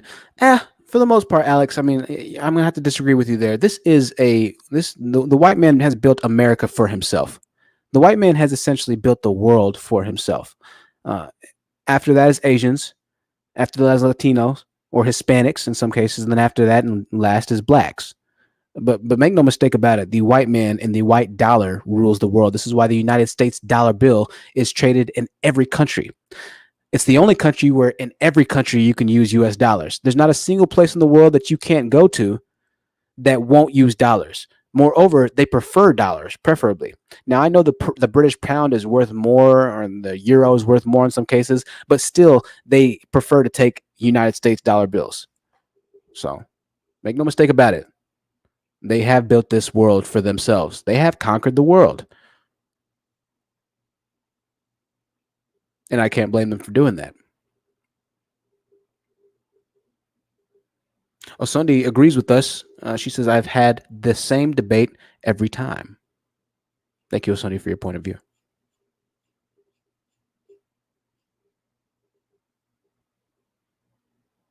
I think I got a couple more things to say. I'm going to open up the panel here. I'll open up the panel. I've spoken for a while. open up the panel. If you want to join the panel, if you created a new account, my haters who are watching me right now, then you are welcome to join under your new account that is not banned. If you get out of line, you will be banned again and you'll have to make another account. It is up to you. It is up to you. To join the panel, there is the link. I moved my hair and it got right back in the way. All races can join the panel. I know we've had a lot of views on TikTok. And if you are of the Caucasian persuasion, you are more than welcome to join as well. We do not discriminate. I'm interested in hearing your perspectives. If you think that somehow I've gotten the identity of black men misconstrued, if somehow I've messed up, if somehow I'm the Uncle Tom and the Panda Bear that you claim and make me out to be, then I want you to prove to me intellectually without getting into petty arguments, petty insults that have to do with body image, body shape, dress size, and all this other bullshit, then you are more than welcome. If you cannot compete with the mental gymnastics and aptitude at the level that we're able to compete in, then you are not going to be able to speak on this panel. This is not for the faint of heart, and I don't want to hear you in your struggleness. But you're welcome to join and give it a shot. Dasher47, welcome to the panel. Dasher47, it's good to see you in the building, Dasher. I think I've seen your name before. Psycho Candy in the building. Good to see you, Psycho Candy. It's been a while, man. Dasher, what is your position?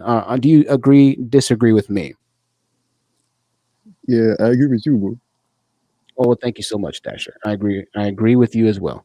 Now, Dasher, what is your stance and where are you from, might I ask? I hear an accent from you. I'm from Montreal in Quebec in Canada. Canada. Wow. Awesome. So what have you seen in Canada? Is it pretty much the same thing that we speak about on this channel?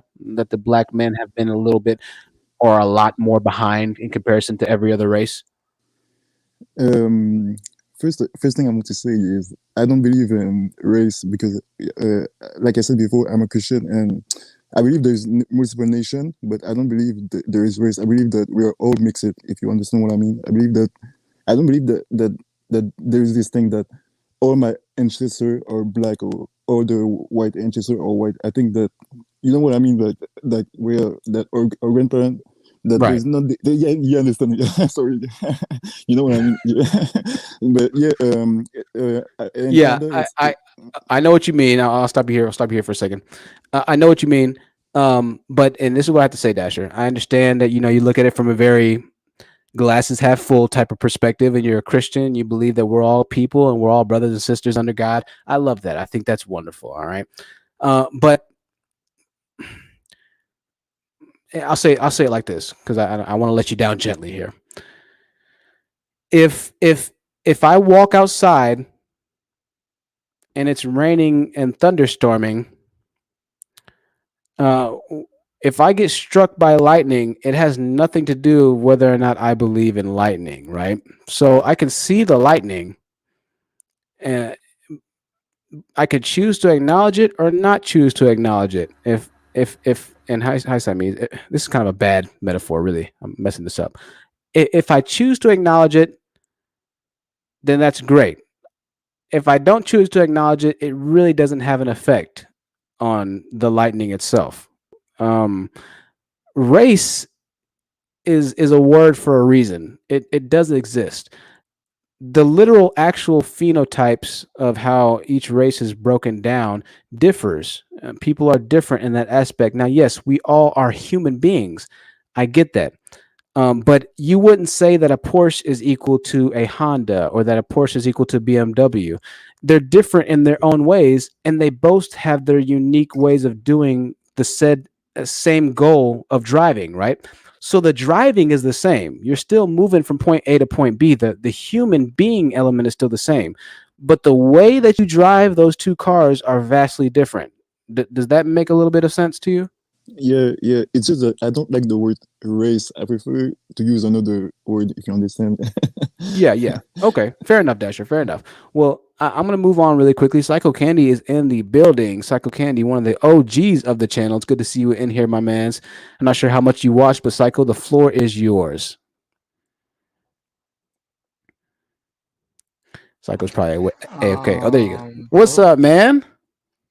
Hey, long time no see. I might be a bit choppy. I don't know if my laptop can handle all of this. No, you're good, man. It sounds good. It sounds great. Yeah, man.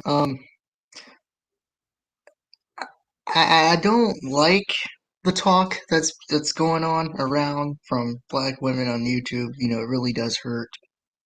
The whole divest and whatnot, it does hurt. You know, like Franklin said from GTA 5, it's our heritage. We're all we've got. It's our heritage. You know, so I think it's best if a lot of black men just suck it up and do what they need to do and pair up with a decent black woman because they're out there. Um, Yeah, it's just good. Mike, listen, I say the same thing as well. I say the same thing as well. You know, I don't like that I have to put my backpack at the front of the store. I say this all the time when I walk into a store. But facts are the facts. They've probably had experiences, particularly in my area, if I'm being quite honest with you, with black guys who have stolen. You know, I didn't like to hear. I forget who made up the dusty word to begin with. I didn't like hearing the women call me a dusty. I mean, it spoke to my soul until I looked up and realized that I'm dusty.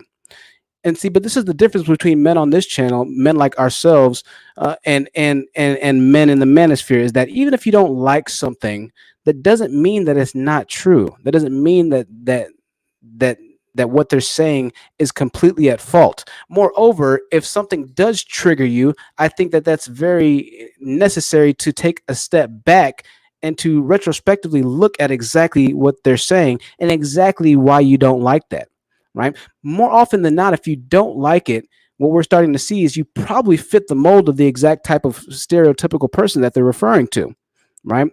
The saying, if it doesn't apply, then let it fly, it kind of comes into perspective there. The truth hurts, man. The truth hurts. And so when we're seeing the type of movements in our culture that we're seeing now, and then we're seeing our women respond the way that they've been responding to those movements, it does hurt. But also at the same point, I understand why they're doing it. And I'll never fault them for not doing it. Now, yes, I agree with your sentiment. Black men need to get their stuff together. And guess what? If black men got their stuff together, then black women wouldn't be talking about divesting. So still at the end of the day, it comes down to black men. It still comes down to black men being leaders. And that's the bigger point. A lot of times the black men get so hung up on this divesting thing without once again taking a step back as a man and trying to figure out why they're saying this to begin with. They're not just saying this to say this. It's not like every black man, and this is something Loren always says. Welcome to the panel, Loren. This is something Loren always says. It's not like every black man is walking around in a suit and a tie and is doing well for himself. If that was the case, then yes, I could understand how you might have some resentment against black women because most of the black men don't fit what they're talking about. But when most of the black men fit into the same image that black women are claiming that they fit into, then you can't be that upset at the women in this case. Instead, the more scientifical, if that's even a word, approach to remedy that situation would be to start making more black men who don't fit into that image. Because if that's true, what they're saying about divestment, then the inverse of that logic also has to be held to be true in that case, which is that if they're leaving black men because they're doing bad, then they'll go to black men when they start doing better. It's the seesaw yin and yang approach. They're not going to leave black men if they're doing bad and then continue to leave black men if they're doing better. But it still, at the end of the day, all goes back to black male leadership. And so I know you've taken a break for a while. You kind of Yeah, you kind of been gone for a while, but yeah, the message yeah. still is still the same, you know?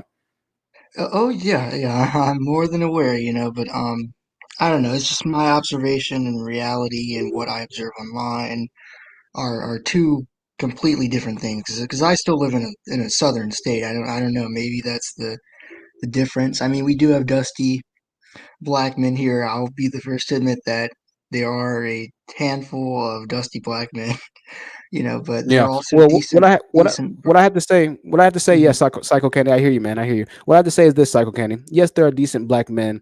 Majority of the black men, Psycho Candy, are not. They're not decent in quote unquote black men, right? They're just not. So, in order to kind of, I guess you could say, fix your afflictions, the better thing to do would be to go after what's causing the affliction to begin with, which would be addressing the men in this case. You know, it's still going to at the end of the day go down to the men. The women are going to be women. Right. But You know. I haven't said anything about the women yet. I mean, I'm in agreement with you, but I'm just saying that a lot of Yeah, what I've well, observed on, my thing is that it sounds a bit anti what we're saying on this channel right now, Psycho Candy. So I just have to I have to put the brakes on that. I have to put the brakes on that. oh, okay, no And problem. listen, you know how much I appreciate your I'll support, shut up. bro. You go on. It's cool. It's all good, man. I appreciate you. We're gonna move on really quickly. Siamese Cat, I'm gonna let you go in 1 second, but I wanted to let Loren talk. Loren, the floor is yours. After that, we're gonna go to a woman who doesn't exist to you. Loren, welcome back. It's always good to see you, Loren. Hey And what did you guys. think about this entire? I'm not sure how much you watched. I know you've been really busy, but what did you think about this entire conversation? Yeah, I was gonna say that I like the analogy of like that environment that these men seem to, because it's like for me it seems like it's all kinds of men are in this like sub environment, this sub level of being and stuff like that, but especially black men, because it's like they're not existing with the rest of us, and they're living in this alternate world where all of these things are happening to them, and you know they like it's like they don't have any options, they don't have any way to change their own lives and stuff like that. And it's just like it's just kind of like tiring to hear.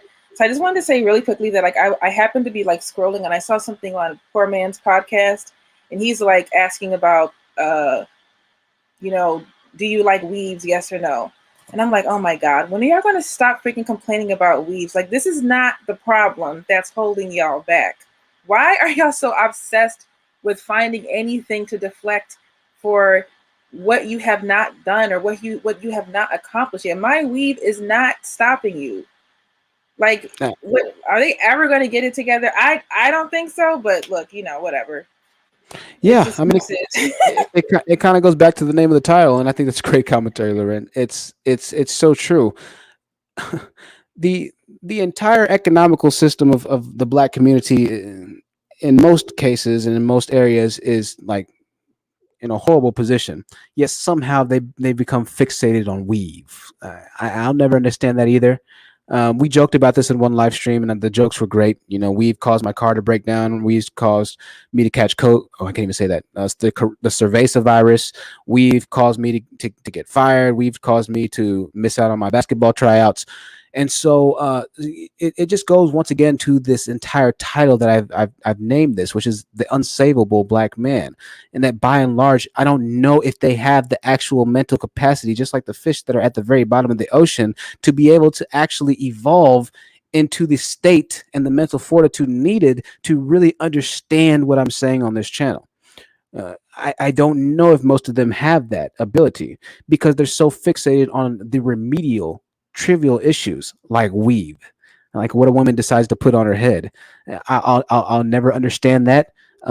As if they don't have also, and this is videos that I've been seeing going around of guys, they go to a barber and they have like these little toupees kind of put on their head. Like they'll have like a front. Like I saw a guy that was completely bald, like bald.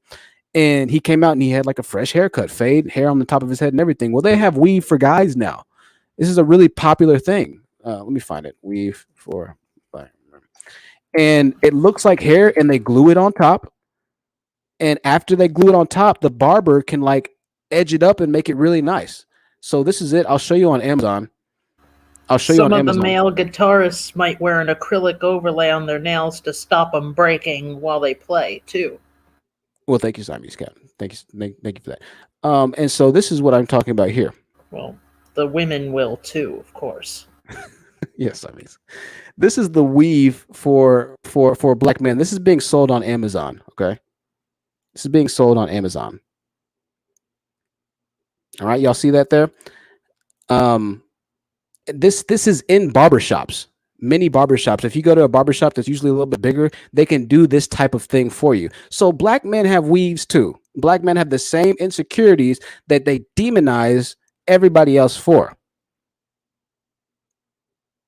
And a lot more of them walk around with this type of image than you might think. That's a fact. Tory That's a Lanez fact. wears a weave. There Wears you a go. man weave.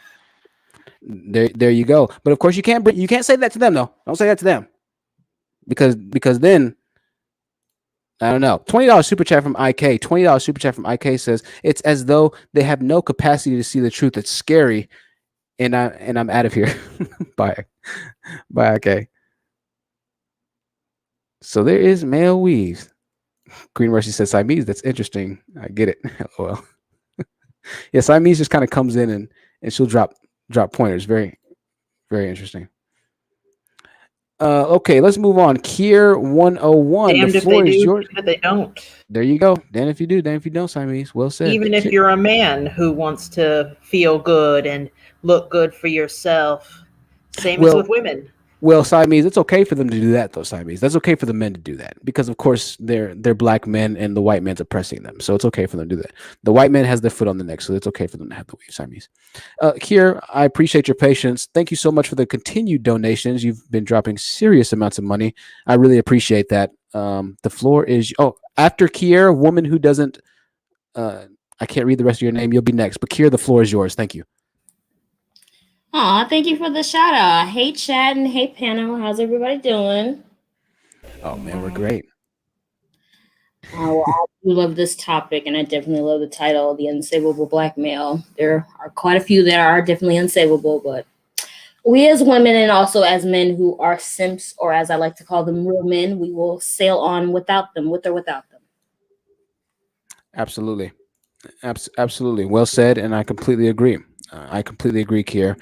I think that it's good. We still make these videos. And like we said earlier, I showed earlier the comment that we got from a man that said, you know what, I used to believe and listen to this, all this red pill, manospheric type stuff, but I'm starting to see you and I understand what you're saying. And I think that there are faults on both sides, but I really do understand you. The men like that, we can finally really get to convert 1,100%, 1,000,000% over to our side because he can see the light, but he's still being pulled by that dark side a little bit, right? He's still battling those demons on the red pill, black pill, manosphere type side that are trying to keep him on that side because that is the pervasive culture of black men online on YouTube and in our society, that manosphere, really demonic type energy. But there are some that will see the light and that will join us in our cause, that will be upstanding black men to the black community. And for those men, I tip my hat to them because it's never too late to change. I'm obviously a living, speaking proof of that. So the woman who doesn't belong to you, I just remembered your name. The floor is yours. Thank you for reaching anyhow. So I just want to say that a lot of these cowards, they want to feel like they are above reproach. Nobody can tell them anything, and it's their way or the highway. So when you try to explain to them on why they are being why they're being talked down the way they do, what they do is they try to talk, they yell, they talk all over you, they do all those things, and that's a sign to show, and that's a sign that you are actually telling the truth, and they can't face the truth. So they do all these things, and they really have this disdain when it comes to holding themselves accountability. They don't want to look at their reflection. They don't want to see that man. These type of men are failures simply because here they are. A vast majority of them are causing this uproar of single parent homes, and as soon as they get into a certain plateau in their life, they feel like they can leave the woman that was the mother of their child. They've been in a long-term relationship and seek a new opportunity. So the thing about it is that the way their mind is, and I'm not speaking for 100% of them, it's just the ones in the manosphere, they feel that once they get to a certain level, they feel that they don't need them anymore. It's like they get 100 pieces of silver, now all of a sudden they feel like they some new nigga. Like you can't tell them nothing, and they will they'll leave their children. They act like their children doesn't even exist. They act like they're the mother of their children doesn't exist. It's a mess. So it's really sad.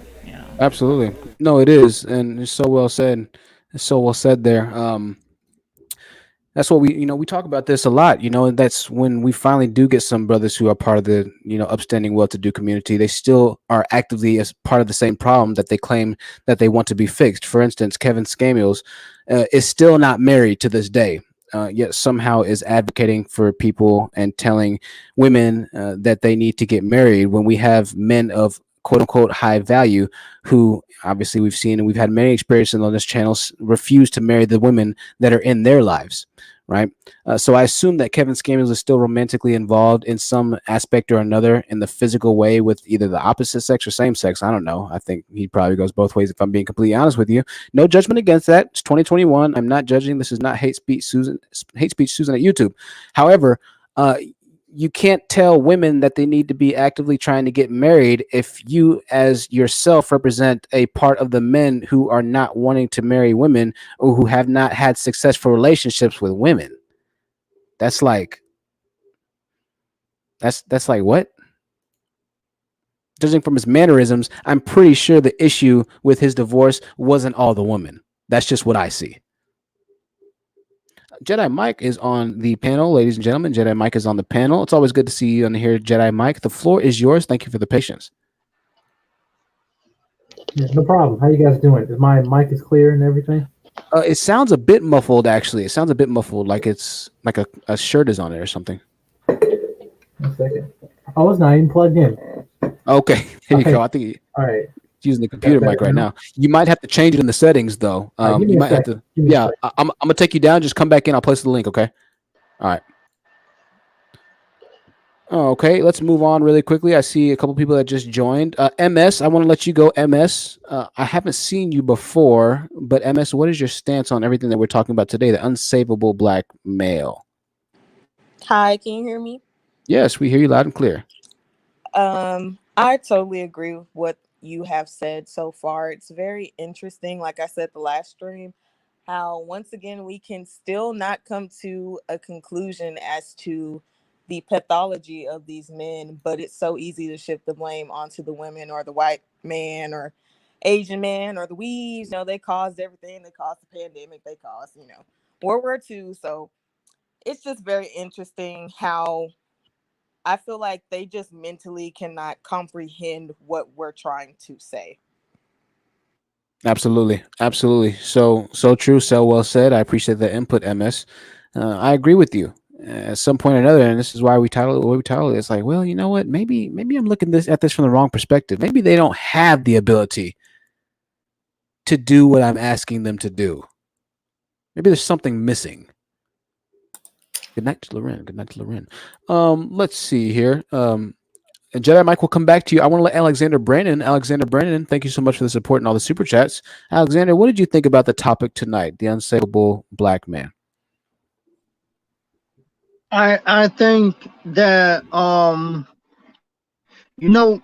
as I am happy that someone is telling the truth.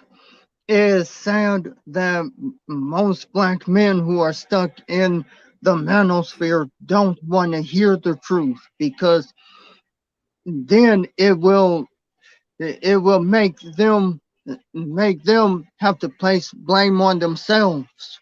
Absolutely, Alexander. That's perfectly said, and that's the biggest problem. That's really perfectly said, Alexander. Good job.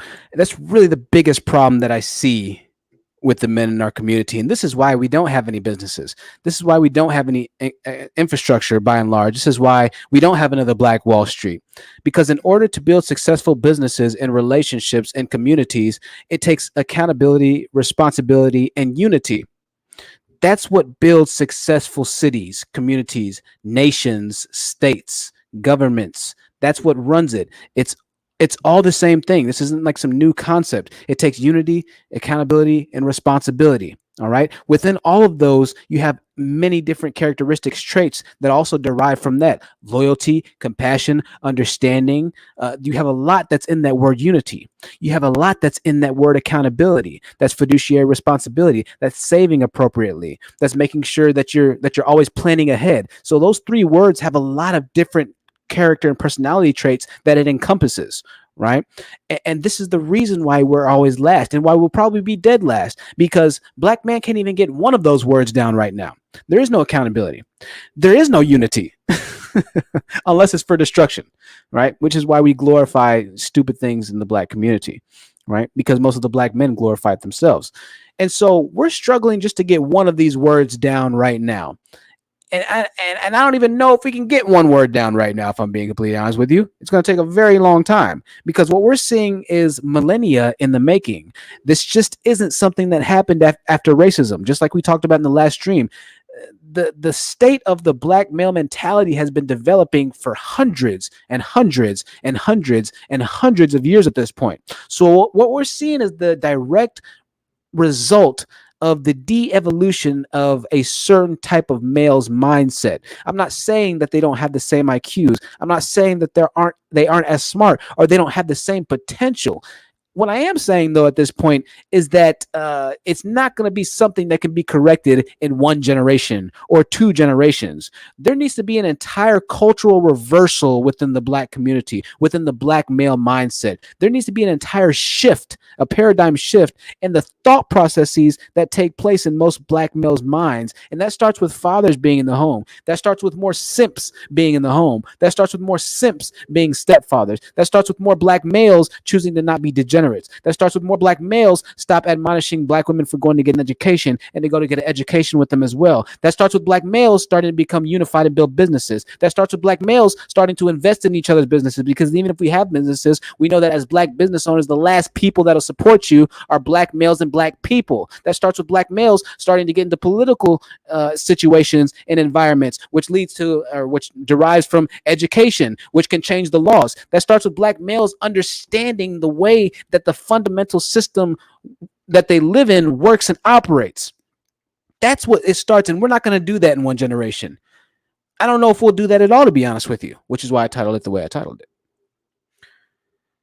We're going to move on really quickly. We're going to move on. Jedi Mike, the floor is yours again. T-Sab, you're going to be after Jedi Mike. Go ahead, Jedi Mike. Hey, how you doing, man? I think that sounds better, right? Oh, perfect, man. That's a great, good mic right there. Great. Yeah. Again, thank you, Mr. Grand Black, for that.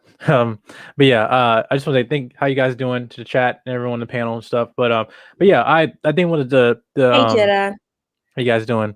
But yeah, I want to say that the title of this video was very thought provoking. But I don't think like a lot of people want to take it for face value. Right. As men, this is the thing of this, like we're always told, from the beginning of that, we're defined by, in terms of our resources and what we do, however.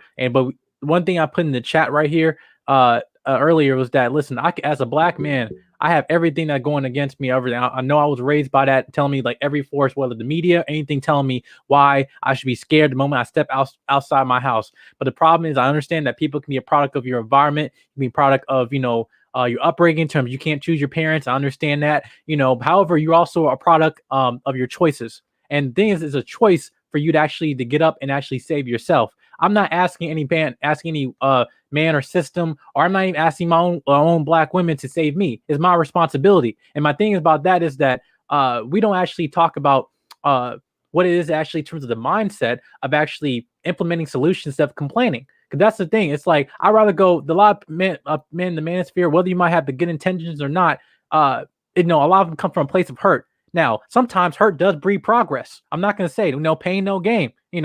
That's, however, my thing is there's a decision about how you direct your pain to execute in terms of actual prosperity and actual full growth. When you go into the gym, when you have to going to get bigger muscle, you have to tear a muscle and gonna hurt and be painful. But then what happens? It heals and muscle rebuilds and it becomes bigger and stronger. And it happens over time and time and time. When you train your muscle, i.e. when you train your mindset of actually being consistent with what you say, not just saying things for the sake of face value and also that, but also being a man of your word. I mentioned this, and see honest truth. You even see myself. We talk about places like where we used to been. We do came from a place of hurt. I can sit up here and be as many things in terms of having excuses to blame a woman or other stuff or the right man, this or whatever.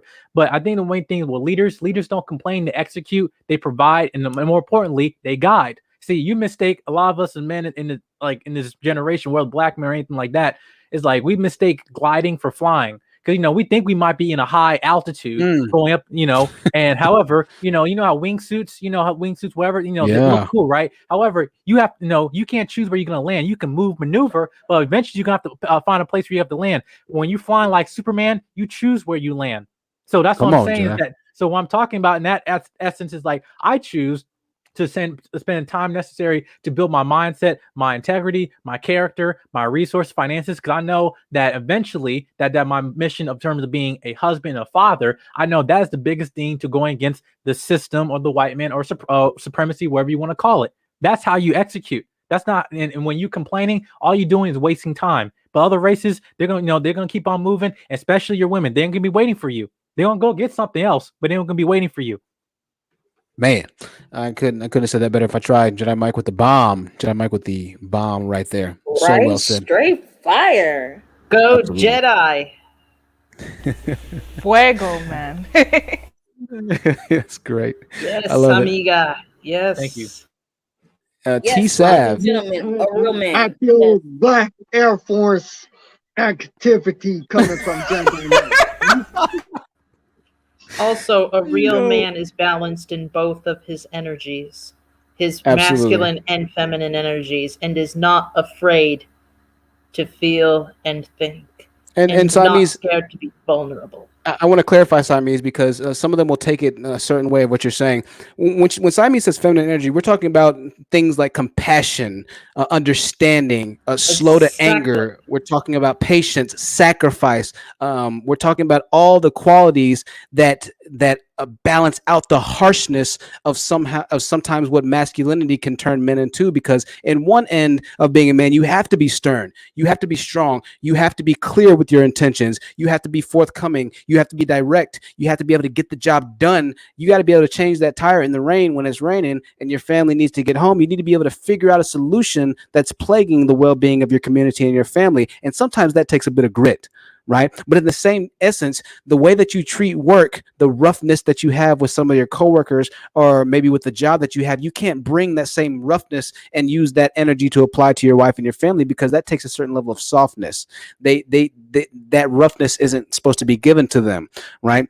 So if you're in the military as a military man and you've been overseas murking and for lack of a better term, doing your job, and sometimes that means removing people from the face of the planet.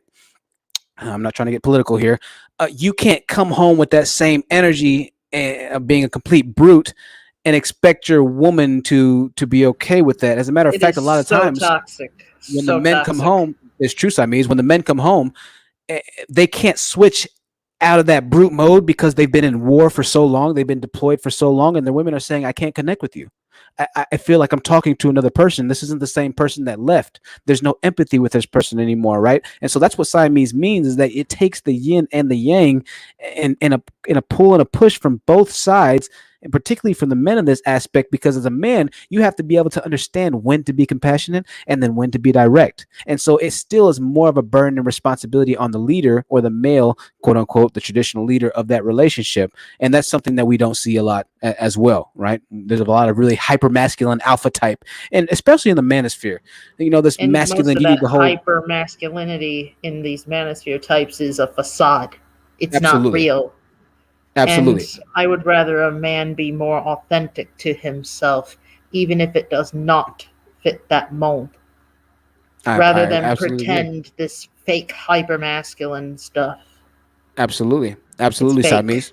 The Europeans are more balanced, I've noticed. I feel you. I hear you, Siamese. From Italy, France, and all. Yeah. Okay, Siamese. We'll try not to interrupt as much, Siamese. I appreciate your input. I know you're going tonight. Siamese usually doesn't talk as much, so when she feels like interrupting, she's saying something. I hear you, Siamese. I hear you, girl. I hear you. Let's move on really quickly. T-Sav is in the building. T-Savage is in the building. The floor is yours, T-Sav. How did you feel about our topic of discussion tonight?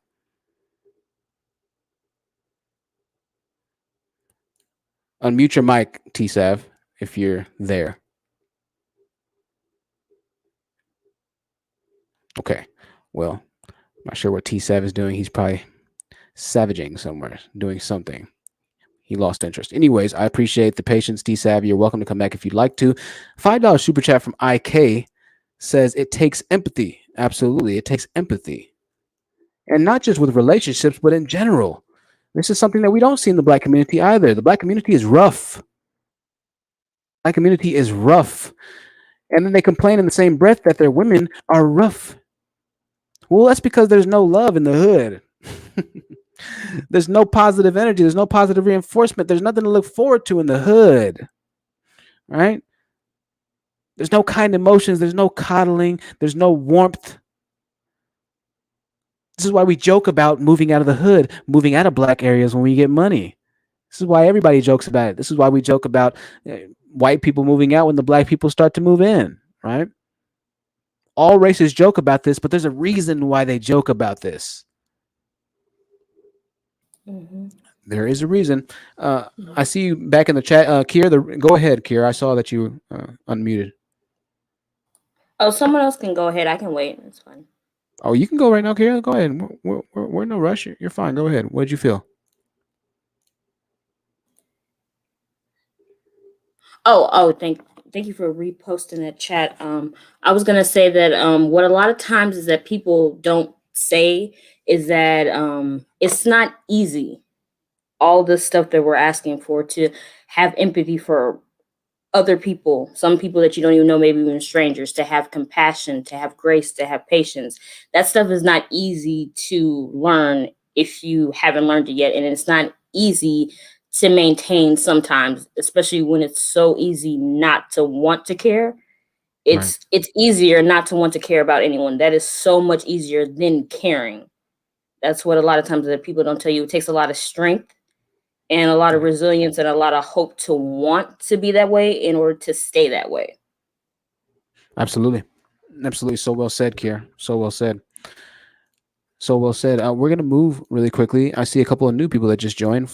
Actually, I've seen both of you before. Dasher, I know you were just here, so we'll let Flow Matrix speak. Flow Matrix, what did you have to say on the topic of the unsavable?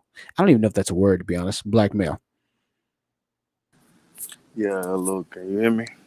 Yes, I hear you perfectly, Flow Matrix. Yeah, I heard y'all talking about black men not having empathy, not having sympathy, and not having compassion, and all this stuff. But at the same time, I mean, men are hunters, right? So to gut a fish and to cut a lion, to bring back the meat, to bring back the bear meat, and the hunt, and bring home the bacon. You can't have empathy. You can't have sympathy when you really, like, okay, if in some cases, okay, you got to think about this.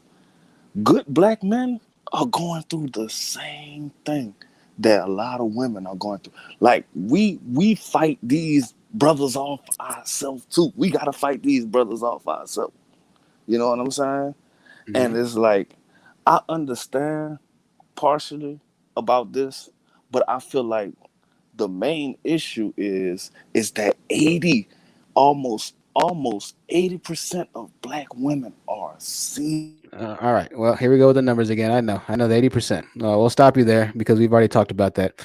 We'll get to the percentages and statistics. I knew you was gonna stop me. I knew you was gonna stop Here's me. what I want to ask you though. No, because I don't. If you noticed, I haven't used any statistics this entire I didn't stream. even finish my point, but you can. I know, ahead. but I'll Whatever. finish it for you. I'll finish it for you. Yeah. I know you're statisticians and differential equations major. I get it. Here's my thing though. I do have a question for you. Really quickly, Flo. How many lions and bears have you killed in your lifetime? Well, I'm from South Louisiana. I've hunted plenty of times. I mean, I hunt. I've killed. How many lions and bears have you killed in your lifetime? I've killed a bear before. You killed a bear. What did you use to kill the bear? Yeah, I use a rifle. What kind of rifle? It's I'm not sure. I was just with the guy that hunt all the time. All right. Yeah, you haven't killed a bear. You haven't killed a bear if you don't know what rifle. What caliber did you use? It was I think it was a 30 caliber. I believe it was just 30 caliber. It wasn't that big. It was just 30 caliber. The 30 caliber is a huge bullet, man. 30 caliber is one of the biggest. If you're talking 30, you're talking about 30, you're talking about 30-06. That's a very big bullet. So I think you're lying. I'll be honest there. And so what I do want to kind of play off your point, and I'm glad you said that and brought it up. So thank you for your comment. is that I'm saying what I was saying was I know. Hold on. Just give me 1 second. I know you're out hunting bears and killing lions and skinning lions for your children to eat and clothe them with. But we're in the 21st century. Okay, there's no lions for you to skin. There's no bears for the most part for you to hunt. Particularly for men who don't even know what caliber to use to hunt for bears. That's not a very wise decision. And so, if you are really hunting bears and you know nothing about guns and firearms, I would strongly caution you to stop because that's a good way to get yourself killed. Aside from that, we're in the modern advents of the 21st century. So that need to be the grizzly type, stereotypical, prototypical type alpha male, there's no need for that anymore. You can go to the grocery store and get food. can I All say your something? needs, not now, but we'll come back to you in a bit. All of your needs are immediately met. So there's no need to be a hunter gatherer. I understand if you're a hunter, but all the hunters I know are not complete grizzlies, right? They're just normal people, bro. And so I understand your point, but we'll move on here. Just because you're a hunter, which I doubt that you are, if I'm being honest, doesn't No, mean that you let can me be. explain. Can I? Well, not now. You've explained enough, and I don't want you to start getting to statistics again. But hey, I want you to bring that 80% statistic when you see me have the statistics live stream. I want you to bring that there. We'll address all of your statistics and No, I, concerns in I a just little want to bit. say something real quick. No, it's okay. We've said enough. You can come. You can wait for your turn to come back, and we'll come back to you. Hold that thought. Hold it like a hot potato. Hold it. T Sav, I see that you've come back. T Sav, T Sav. I'll let you go quickly because I don't know if you're having problems. But go ahead and unmute your mic. The floor is yours. Hello. Hello, T Sav. How you doing? I'm I watch a stream from time to time, and I'm on the fence with you because I know you go harder on the Manosphere, and I don't really subscribe to it. I'm just a different type of dude, and I hear a lot of the things, a lot of your points that you have. It's just like what was the last guy who came up? Not the one you just cut off. I'm not sure, to be honest with you. I couldn't remember his name because I had got cut out, but I liked where he was coming from, and I kind of fit into the category with him as far as Jedi Mike, as far as how he viewed things and how he go about things. And the biggest thing y'all said was about empathy. Mm-hmm. And I have a lot of empathy for my fellow brothers. And I find that to be the Let me way ask you a to. question. I'm glad you have empathy for your brothers. Do you have empathy for your women as well? Because if you're on the fence with me, then that says a lot. I've been in a relationship with my woman. I love her. We've been together for about 14 years now. We got 3 beautiful kids. I have Are no you problem. married to her? We're not married, no. Okay. But that's no problem because I that don't is a really have. problem. I mean, yeah, but it's Okay. it's just I mean, it's just personal things that just come across, and we have talks about it a lot. It's like for me, it's just like okay, let's do it. But it's like for me, I really just don't have the belief in the whole marriage process or whatever. But because I love her without the shit, with it or without it, like So I'm where I am. okay. I'm glad you're giving it. And listen, I appreciate you being honest, man. To be honest with you, all right. I'm not gonna try and destroy you. All right. I'm just gonna be honest here, though.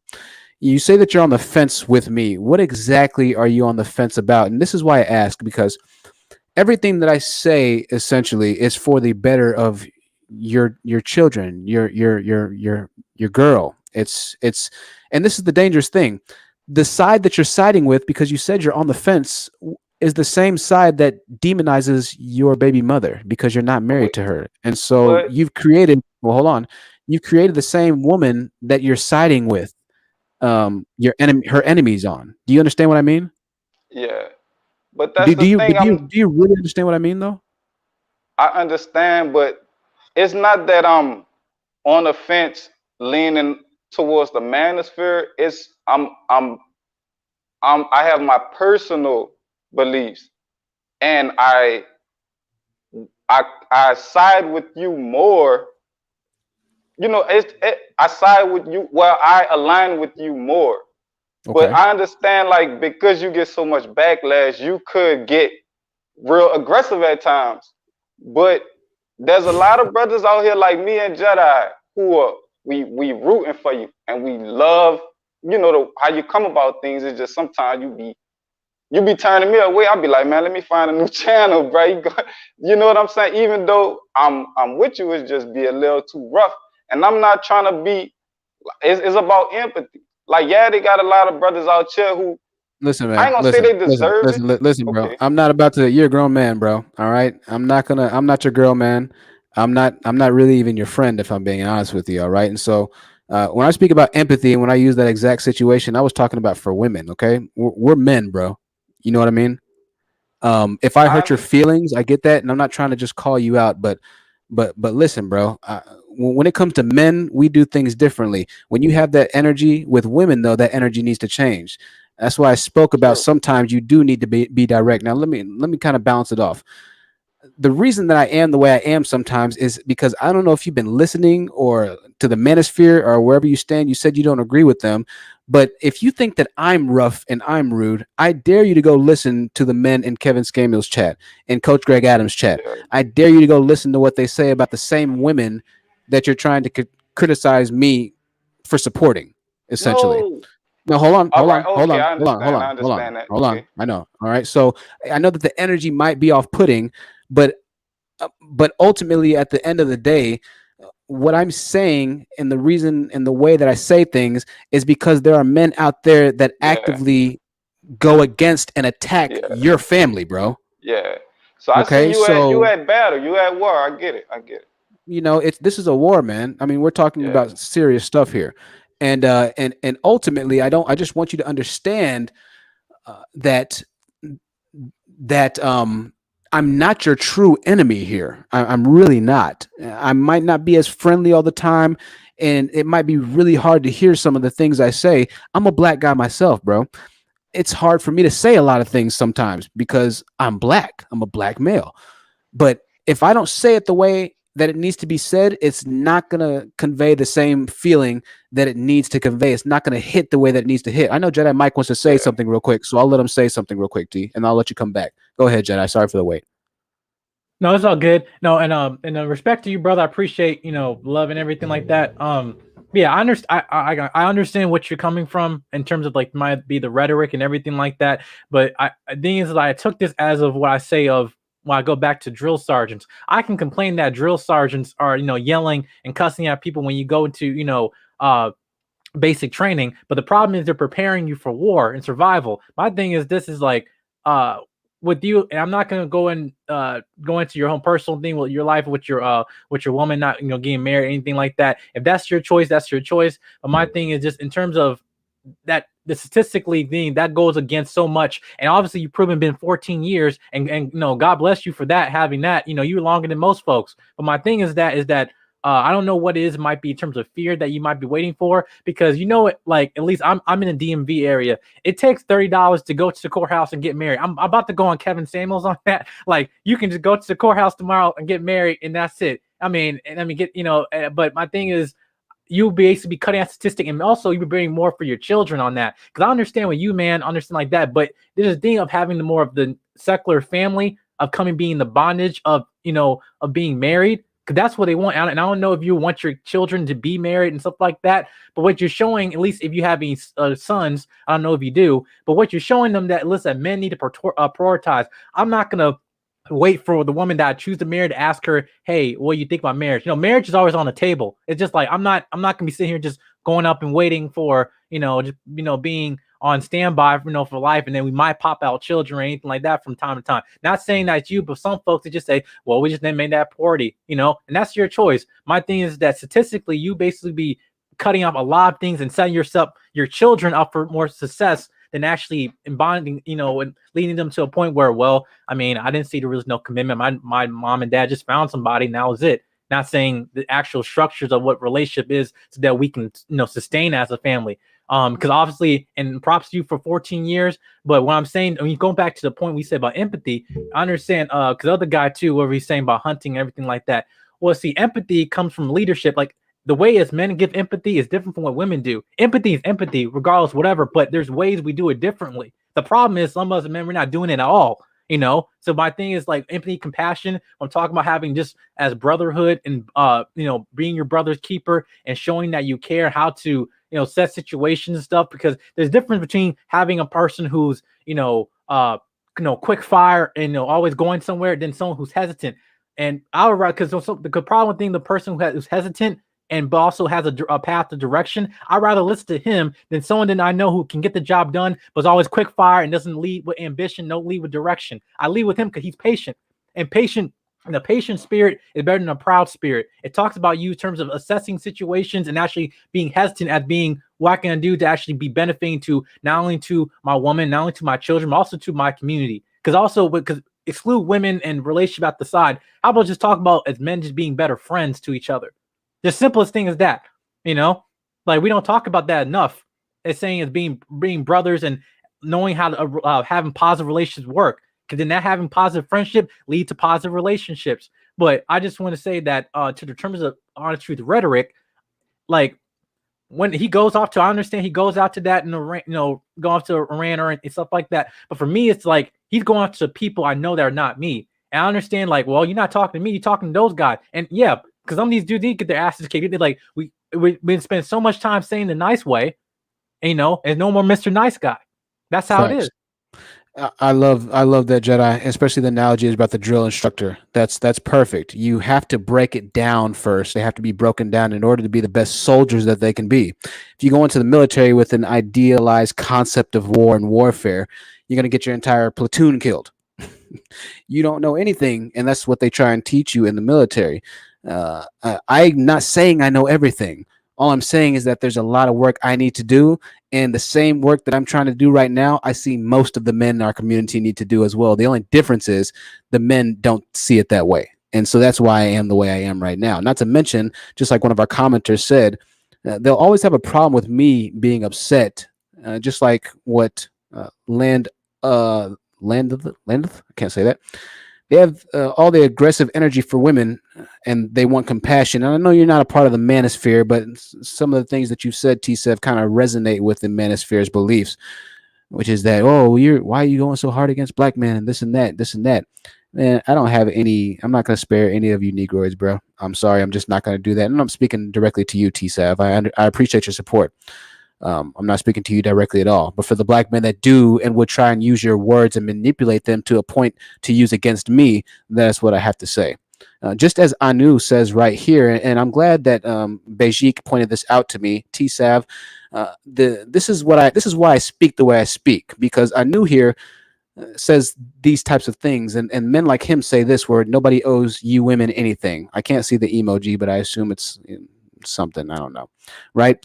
And so really your energy would be much better spent on going after men that try and go after women instead of going after men that go after men, because men can handle that. A man can fight a man. There's no reason why a man should have masculine energy for a woman. That's unbecoming of a man. That's hyper feminine of a man. That's weak as a man. That shows weakness. That shows insecurity.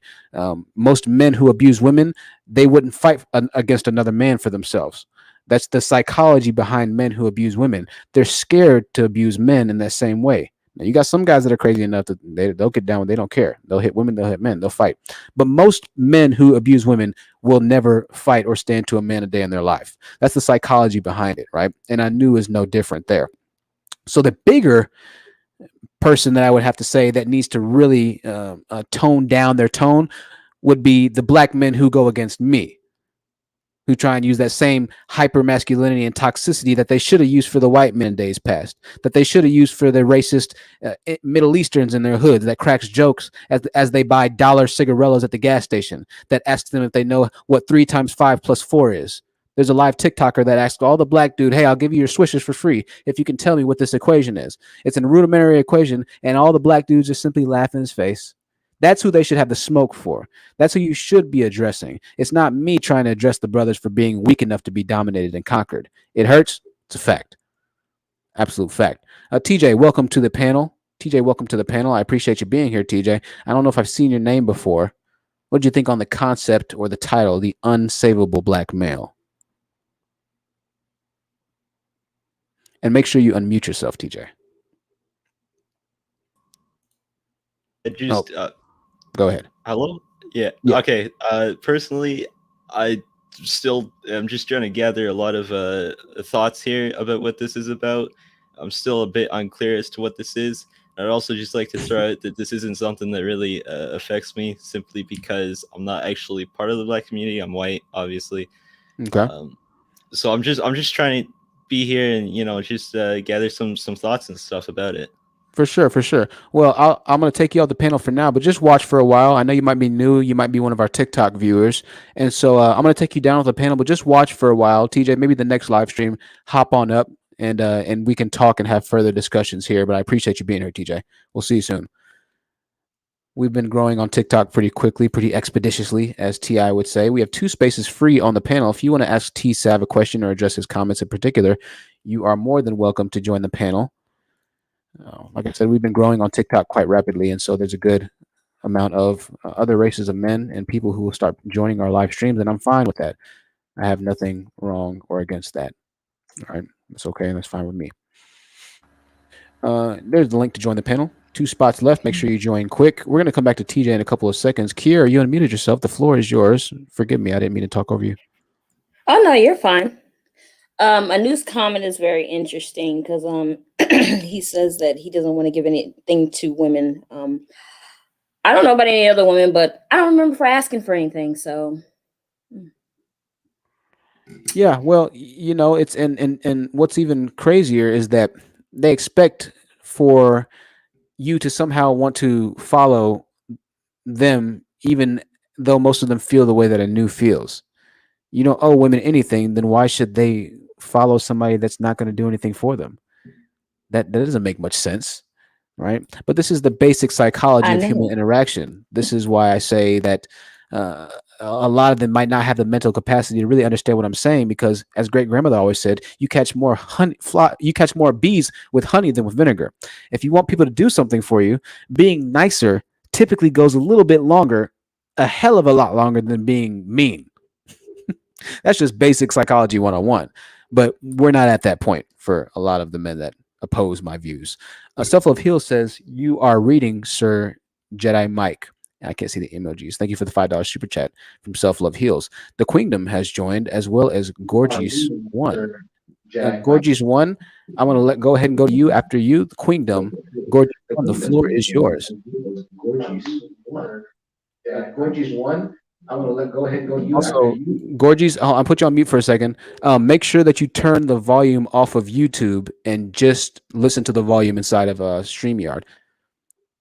It'll help with the delay. Okay, Gorgeous One, go ahead. All right. Hello, everyone. And I just wanted to make a quick comment on the guy who has been with his girl for 14 years. I mean, respectfully, it sounds like you need a fire to be lit up under you. He had an issue with, I guess him saying that you sound kind of harsh at times. I'm like, it sounds like he needs more of that in his life, to be quite honest, because at this point, 14 years, this shows that you're kind of like ridiculously chill and laid back, and that you won't do anything unless somebody lights a fire under you. So I think it's good that you're saying that you're not going to change how you handle or deal with men, and we're dealing with serious issues. So I agree, no need to change how you do any of that. And also, just as far as the unsavable Black man, I feel like with anything, I think even with like the recovery steps, when someone is an addict or when they're trying to, like, the first thing is admitting that you actually have a problem and not being in denial about it. So we can hardly even get past the first step with a lot of the Black men in the Manosphere and otherwise. So if we can't even admit there's a problem, like, how can we even begin to go into solution mode or go into resolutions? So that's just what I had to say for now as far as the unsavable Black men. Very well said, Gorgeous One. Very well said. Good to see you on the panel for the first time. I appreciate you. And you've got some love in the Hi. comments there. Got some love in the comments. I'm going to go ahead and take a few people down. Gorgeous, we're going to come back to you in 1 second. Alexander, I'm going to take you down for now. Alexander, you're a frequent flyer. Make sure you come back next time, Alexander. I always appreciate Alexander being here. If you want to hop onto the panel, I'm clearing space. Siamese Cat, I'm going to take you down for a second, Siamese. I know that you're here a lot as well. We have some people that want to join the panel. Make sure that you come back when we do have an invitation in space. If you'd like to join the panel, we have 2 spots. Make sure you join. We have 2 spots. I see whoever's trying to join right now. And I will be clearing off the panel in a few minutes as well after we get some of y'all's statements as far as rebuttals that are going to be had or said by some of our contradictors here. I see you, Moon. Queendom, the floor is yours, Queendom. What did you feel on everything that you've heard tonight in the Unsavable Black Male? Hey, good evening, y'all. Appreciate you for having me on. First and foremost, just wanted to say good evening, everybody. The thing that brought me up was like the last lady just said, like Gorgeous One just said, the brother talking about how he's been with his woman for 14 years. They have 3 children together, and marriage just isn't a priority. Now, when we're talking about the unsavable Black man, like that's a pervasive attitude. A Black man will be with you for 14, 15, 25 years. And it'll just be well, it's not that important, we ain't gotta get married. There's all kind of excuses that Black men will give you, and they'll string you along in that way. And people just like to look over the fact that you can be manipulated by somebody. Like, honestly, if a man can be manipulated by Kevin Samuels, then how could a woman not be manipulated by the guy on the street? Yeah, it's very, very true. I think that's a great point there, Queendom. That's a great point there. Very well said. And I want to say one other thing is that I'm glad that T-Sav is definitely with her, right? That they've spent 14 years together. I'm glad that the kids have a father in the household. I think that's good. And so T-Sav, I know you don't want me to beat up on you too bad, and I'm not going to. Jedi Mike said the same thing. We're glad that you are actually in your children's lives, but there is this level of unsavability, it seems like at times, where it's like, well, you know what, why can't we just do it all the way the right way then, right? Aside from the benefits that it does offer you to be married in a lot of cases, as far as business goes, cumulative credit, certain tax benefits that you get from being married, there's a lot of different aspects of it. I don't know too much about it, to be honest with you. But aside from that, I mean, it's just a normal societal norm, and I would think, a feeling that your girl would have, right? That she'd be like, man, I've been with my baby daddy for 14 years now. I mean, I don't know what state you live in, TSAB, but you're probably already common law married. A lot of states have common law marriage, which is if you live together for 5 or 10 years, they literally classify you as marriage. And if you were to divorce, the same rules of alimony would apply to you as well. So I'm not sure if you're in a common law state, but you might need to look into that. But it's just about doing things the right way, right? I mean, if you've been with her for 14 years, I mean, it looks like y'all are probably going to be able to write it out, man. I mean, make the woman happy and put a ring on her finger. You're having these conversations all the time. The kids one day are going to realize and kind of grow up to understand my father didn't want to marry my mother. I mean, listen, man, if it doesn't work out, it doesn't work out. But at the same token, the same notion, you still have to understand that there's a large group of men that are saying very bad things about people like yourself, And so I know you're not a part of the Manosphere. And I get that, and I'm glad that you're not. But I just need you to know that if you have ever been tempted, then essentially you're playing into the same hate rhetoric that they're spewing. Just something to think about. T-Sav, did you want to say something? Go ahead. I appreciate your points and everything, and it did enlighten me. That's pretty much I wanted to say. I don't really have anything any opposing views, because I really don't oppose marriage. It's just, over the years we done had our trials or whatever. But yeah, looking at it, yeah, it's been some time, and I had to come to a lot of realizations. I had to do a lot of work. Like, I'm not here running from anything. I'm Black. I'm one of them guys. So yeah, I'm just working within my own family. Within my own family unit, and trying to progress. I was just coming, because yeah, like I I agree with a lot of your points. So, I just wanted to come across and, say that. And I'm glad that, you gave me this energy because I appreciate it and I can move forward with the things you told me and progress and, do things better. Yeah, they hear my accent in the comments and stuff. I ain't even really too tripping about it, because it really don't affect me. Everybody's entitled to what they're gonna say. At the end of the day, it's up to me as a man to improve my my family and my quality of life. And I appreciate a lot of the stuff you say that open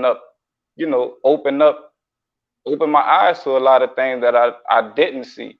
And like, I'm one of those guys who do have empathy on my brothers, because I do have a lot of brothers who just don't have it all together in their mind. And I try to be that light, and it works for me a lot, just being cool, being calm with them, because I'm yeah, your girl did see, like, I'm kind of a laid back, I really am a laid back guy, and I handle a lot of things in that manner, and I get good results. So Okay. that Yeah, definitely, bro. Listen, man. I appreciate you, and I appreciate you being here, being honest and sharing your own personal history, bro. It means a lot, and it's really good to have you on this channel, man. And I mean that, So I'm appreciative of you, and I'm and I sending hope love that to you and your family, man. and I hope we can attract more brothers like Jedi. Hey, can I say Absolutely, something, man. dude? Can I Yeah, say yeah. Go something? ahead, Jedi. Go ahead, man. Yeah, and dude, I just want to also just thank you just from a man point, like from man to man, just like also you just being vulnerable in this conversation. It's like you didn't have to share all that, and most people are gonna ridicule for it and everything. But like I commend you at least for sharing your story to us. 'Cause, I mean, most folks we have the courage to actually come up here and that. So it just like even then, like I said, you choose what you want to do in your relationship. But even then, I commend you also just being an active father. At least commend you for like being there with the woman you had children with and stuff like that. But like I said, man, I hope like you come again and you're right, retracting attracting other brothers. This is what what black masculinity needs to be. It's that we as man to man talking the truth, Alex, anyone else, like we're and you I think Jedi's breaking up a little bit. You're breaking up a bit, Jedi. Um, we'll give it a second. Can y'all hear me okay? Can everybody hear me okay? I want to make sure it's not me. T-Sap, can you hear me okay, bro? Yeah, you're fine. I can hear you Okay. clear. I can hear you. Yeah. Okay. Jedi, you're breaking up right now, Jedi. I'll take you down for a second, but I think Jedi said a lot of what he needed to say. Make sure you come back, Jedi. Yeah, that's it right there, man. I mean, it's a differential of views, but still at the same time, we all want the same thing, which is betterment for our people. And whatever way that needs to happen, I'm all here for it. T-Sav, a huge shout out to you, man. And I hope that we hear from you again soon. You're welcome to stay on the panel, bro. You don't need to go anywhere. Let me just say also, the women that are finding your accent interesting, they'll be the first ones to pull up to your marriage.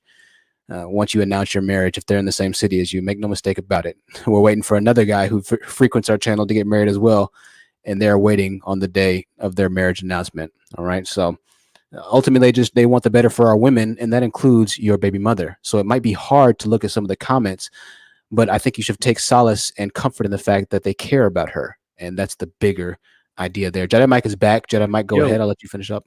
Yeah, man, I had a glitch in the system. Oops. Oh, you say, man, sometimes like that, technology fights back. Yeah. No, okay. Where did I leave off? I'm sorry.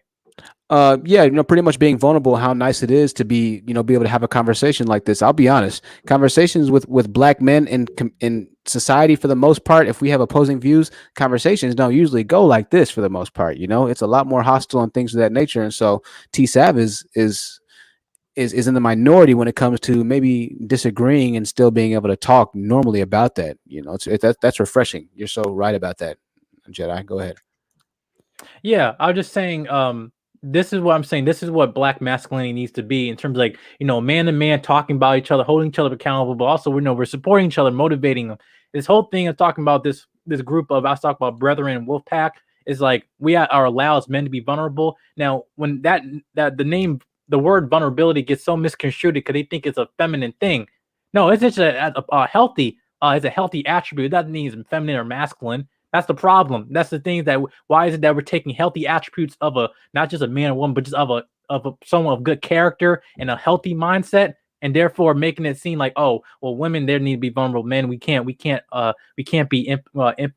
have empathy and anything like that. That's called limiting masculinity. That's not full masculinity. That's what it is. But like I said, I commend the brother for that, and I hope if I don't know if he's still on the panel or if he's not, he left off. But okay, but yeah, man, I just commend you, man. I respect you a lot, but just saying thank you, even for someone that I'm not I don't have any children yet or anything like that, but just someone who's also older than me. I just respect you, just at least having this conversation from people having both attributes of different points in life and everything like that. It just people need to understand, like, we need to come together, not be breaking each other apart and allowing us to be vulnerable to each other to be better. But yeah, but I thank you, man. But I hope you have the rest of your night, man. Absolutely. So well said. Moon, welcome to the panel. Toddy, welcome to the panel. Shrooms as well, welcome to the panel. Queendom, I'll let you go in 1 second. I can't remember if you went. I'm gonna let Shrooms go really quickly. Shrooms a pretty big contributor to the channel, and we'll get to Queendom, Moon, then Tati right after. Shrooms, the floor is yours. Go ahead. Hello, can everyone hear me? Yes, we hear you, Shrooms. Okay, good. Because my internet's kind of crappy where I am. Yeah, I just I've been hearing a lot of stuff. I don't want to mention any names, but I'll talk about one YouTuber who recently made a video and said basically that the dating scene for Black women, if you're concerned about dating Black men, is so bad that you almost have to practice polygamy to get this high value man that everyone keeps talking about. And also, I was talking to my son again. We have these kind of conversations, and he's so fearful of having a divorce. I could tell he's listening to these people. He's just like, I'm gonna have a vasectomy, and I'm gonna make sure that I don't have to pay child support and all this stuff. And I'm like, oh my God. He just has this fear. He probably doesn't even know how to wipe his butt properly. But he just has all these fears that I know is being sent from these kind of people. And it's just interesting. Very interesting, Shrooms. Very interesting. I appreciate your personal input in this story there. I'll address that in a few minutes. Let me get to a couple of comments here. Queendom, or panel members, have you spoken already, Queendom? I can't remember. Actually, yeah, I did. You can let somebody else. I still definitely have more to add to the conversation, but definitely let everybody else get their words out. Sure. I'll do Moon, then Tati. I'll come back to you, Queendom. Moon, thank you for your patience. Good to see you again, Moon. The floor is yours. Make sure to unmute yourself, Moon.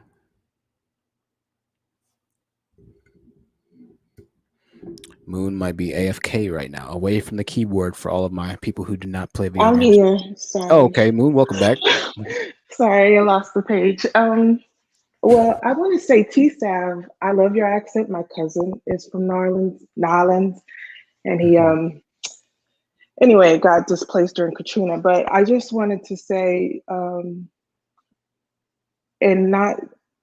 first, I commend him for actually being with his longtime partner for that amount of time and raising the kids, because you don't see that honestly in marriages sometimes. Like, a lot of people get divorced, but I think that was kind of triggering, and not to specifically to TSAB, but I think it's triggering to a lot of Black women and what they're going through right now, because just giving their bodies over to create a child with another person and creating these families and thinking they're going to get this ring, and to see, like, later down the line, there's this huge community of 1 million followers or subscribers that believe they are, the detriment to the community, and the 180 flip. I think as a Black woman, and to see these women who, are just really devoted to the men that they created children with. I think there's I don't have children, I'll say that.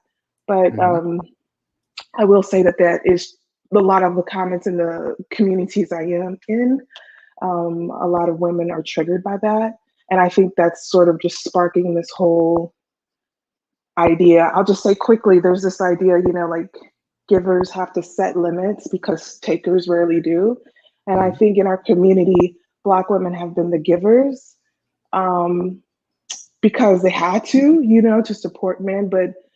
And I think there's just there's like a carrot on a stick that's sort of just like leading Black women. If you come here, you're going to get this carrot, we promise. If you come here, and I think since at least, and I don't know statistics, I'm not talking about statistics, but I just think that Black women are now saying, wait, we're never actually going to get this carrot, and we kind of have to like step away from it. So I just wanted to say that, because I think while he is supporting his family, I don't think it's really talked about how actually triggering that is with Black women in particular. So. Yeah, it's just, yeah, you're right. So well said, Moon. I don't need to even follow that up. So I appreciate you and your sentiment, Moon. Guys, I know it looks like my eyes are closed. I'm looking at it right now. It does look like my eyes are closed. It's kind of because my webcam isn't like the most detailed webcam. It's kind of zoomed out, but I'm awake. I never fall asleep, y'all. Tabby, I know. Oh, you said you're kidding. Okay, I got you. Tati, go ahead. Tati, the floor is yours. Hello, everyone. How are you guys tonight? Hey, Tati. So yeah, I just kind of got on here, so I've been listening, so I'm glad I got to go last. But I completely agree with what I believe. The last person that was talking, I completely agree with her. Like, me dealing with that personally, just it hurts me because Black women do want Black men, but we can't keep doing this. It has to be something different. Like the fact that they're literally sitting here talking and degrading these women, and nobody sees. Even Black women are saying, well, he's just telling the truth. And it's like, you're degrading these people. Like, even as a woman, for you to say that, it's sorry, you guys. No, you're fine, Tati. But, You're fine. We want better communities. That's it. Like, I'm sorry, guys. We want our communities back. That's what Black women are saying, and no one's listening. And like, we love Black men, and even Black women, like, we love each other, but we need to do better on both sides.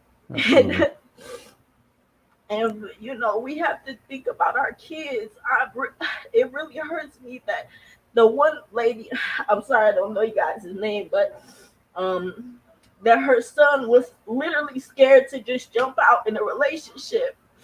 And he won't even sit there and experience it for himself. We have a man like Kevin Samuels in a suit, literally, and he's an old man telling these young people that, you're not gonna be good enough at a certain age, like like if you're a single mother or something, like.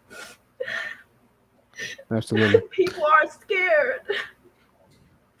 Tati, I completely. Oh no, you're fine, Tati. I appreciate you so much. I just found this channel and I'm grateful. I've been looking at different things and listen, you have a lot of support here in the chat right now. Everybody is sending you a huge virtual hug. And I want you to know that we're going to keep the foot on their necks. The message that we're preaching here is, I'll do everything I can. Jedi Michael will do everything he can. We're going to do everything that we can to make sure that everything that you feel is going to be verbalized in the most clear, concise, and emotionally proper way to ensure that the rest of the world knows what's going on and the destruction that our men are trying to put onto the community. Go ahead.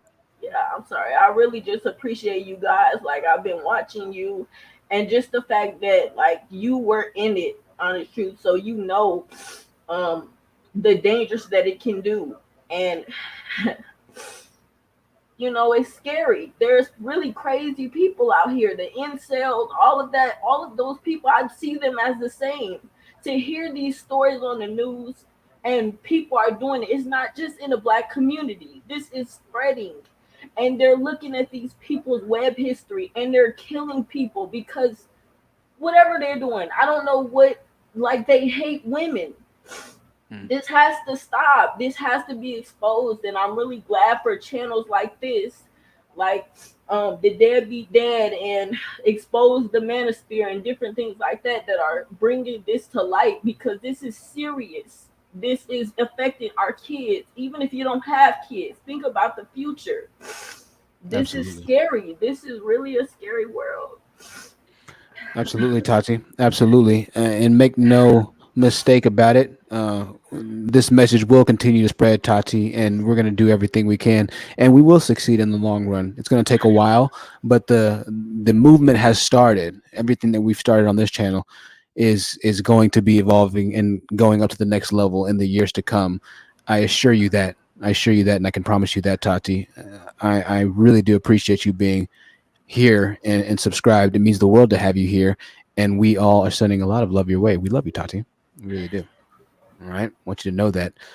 And see, ladies and gentlemen, this is why we do what we do, right? Is because for whatever reason or another, evilness has decided to be the prevailing nature inside of the hearts of most Black men. This is why I speak the way I speak. And so, T-Sav, I know a lot of the time, men like yourself who might not understand why I say the things I say and why I say them the way I say them. When you hear women like Tati speak, when you hear women in the chat who say, you know what, I'm so glad I found this channel. I didn't know what I was going to do. I felt like I was losing my mind. They need to hear that anger. They need to hear the resentment. They need to hear the passion, because if they say it, they're going to be demonized for that. If they say it, they're going to be demonized for being masculine or this or that. They're throwing their hands up and they're saying, well, we can't do anything anymore. And as a man, I refuse to let our women continue to be further chastised as if they haven't been chastised and destroyed for the past 1,000 years, particularly from the one that looks just like them. I don't care if they get upset. I don't care who has anything to say, whatever it might be. But I'll continue to speak the way I speak. And T-Sav, I'm not getting on to you because it's needed. And these Negroids, by and large, thank you to the good Black men who are out there. You have my respect, admiration, and loyalty. I'll ride for my real brothers out there. But most of these Negroids, by and large, don't hear you. They don't respect you until you give them action, until you give them that work, right? They don't respect you until you bonk them over the head with a billy club and get them to act right. Just like when we were truly oppressed, that's when the community was the best. And you know what? Other races knew that. So that's why I speak the way I speak. Because if I don't come the way I come a lot of the time, they're not going to hear that. They're not going to hear it. They don't have the mind or the heart too. I'll let you go in 1 second. Whoever unmuted yourself, I want to show this comment.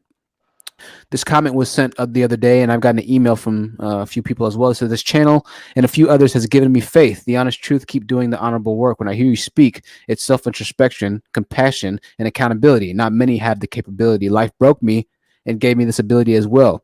Whenever you feel like you're losing your mind, remember you are a good leader. A lot of these movements across the board, even the ones that start out good with good intentions, become toxic because they lack the above. Stay level-headed and get into nature and cleanse the negative energy from all this healing work you're doing to the community. Thank you for that comment. I've said this before and I'll say it again. What we do on this channel is for the generation of children that haven't been born yet. Shrooms just got done telling us about her son who's already speaking and living vicariously through men who are 4 and 5 times his age, right? The battle that we're fighting right now is nothing to be joked around with. And that's why I speak the way I speak.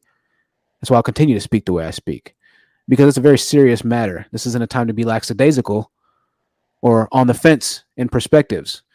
Yeses need to be yeses and nos need to be verbalized in the same manner, but to a much further extent of the law in this case, because the snowball of destruction has increased in size in the Black community, and it's rolling down a hill at a rampant pace. We got to catch up to that. In order to do that, we're going to have to make a really big snowball really quickly. And that's exactly what we're doing on this channel. It's exactly what we're doing. We have another comment really quickly. Yeah, I'm not going to read that right now. We'll save the comments for another time. Let's go back to the panel. Very telling comment right there. Very telling comment, you know. This is where we are. This is where we are as a community. But it's okay. We're moving. T-Sav, I see you've unmuted yourself. I'm going to let you go really quickly, and then I'm going to go with everybody's final words here in a second. There's not much else that needs to be said at this point.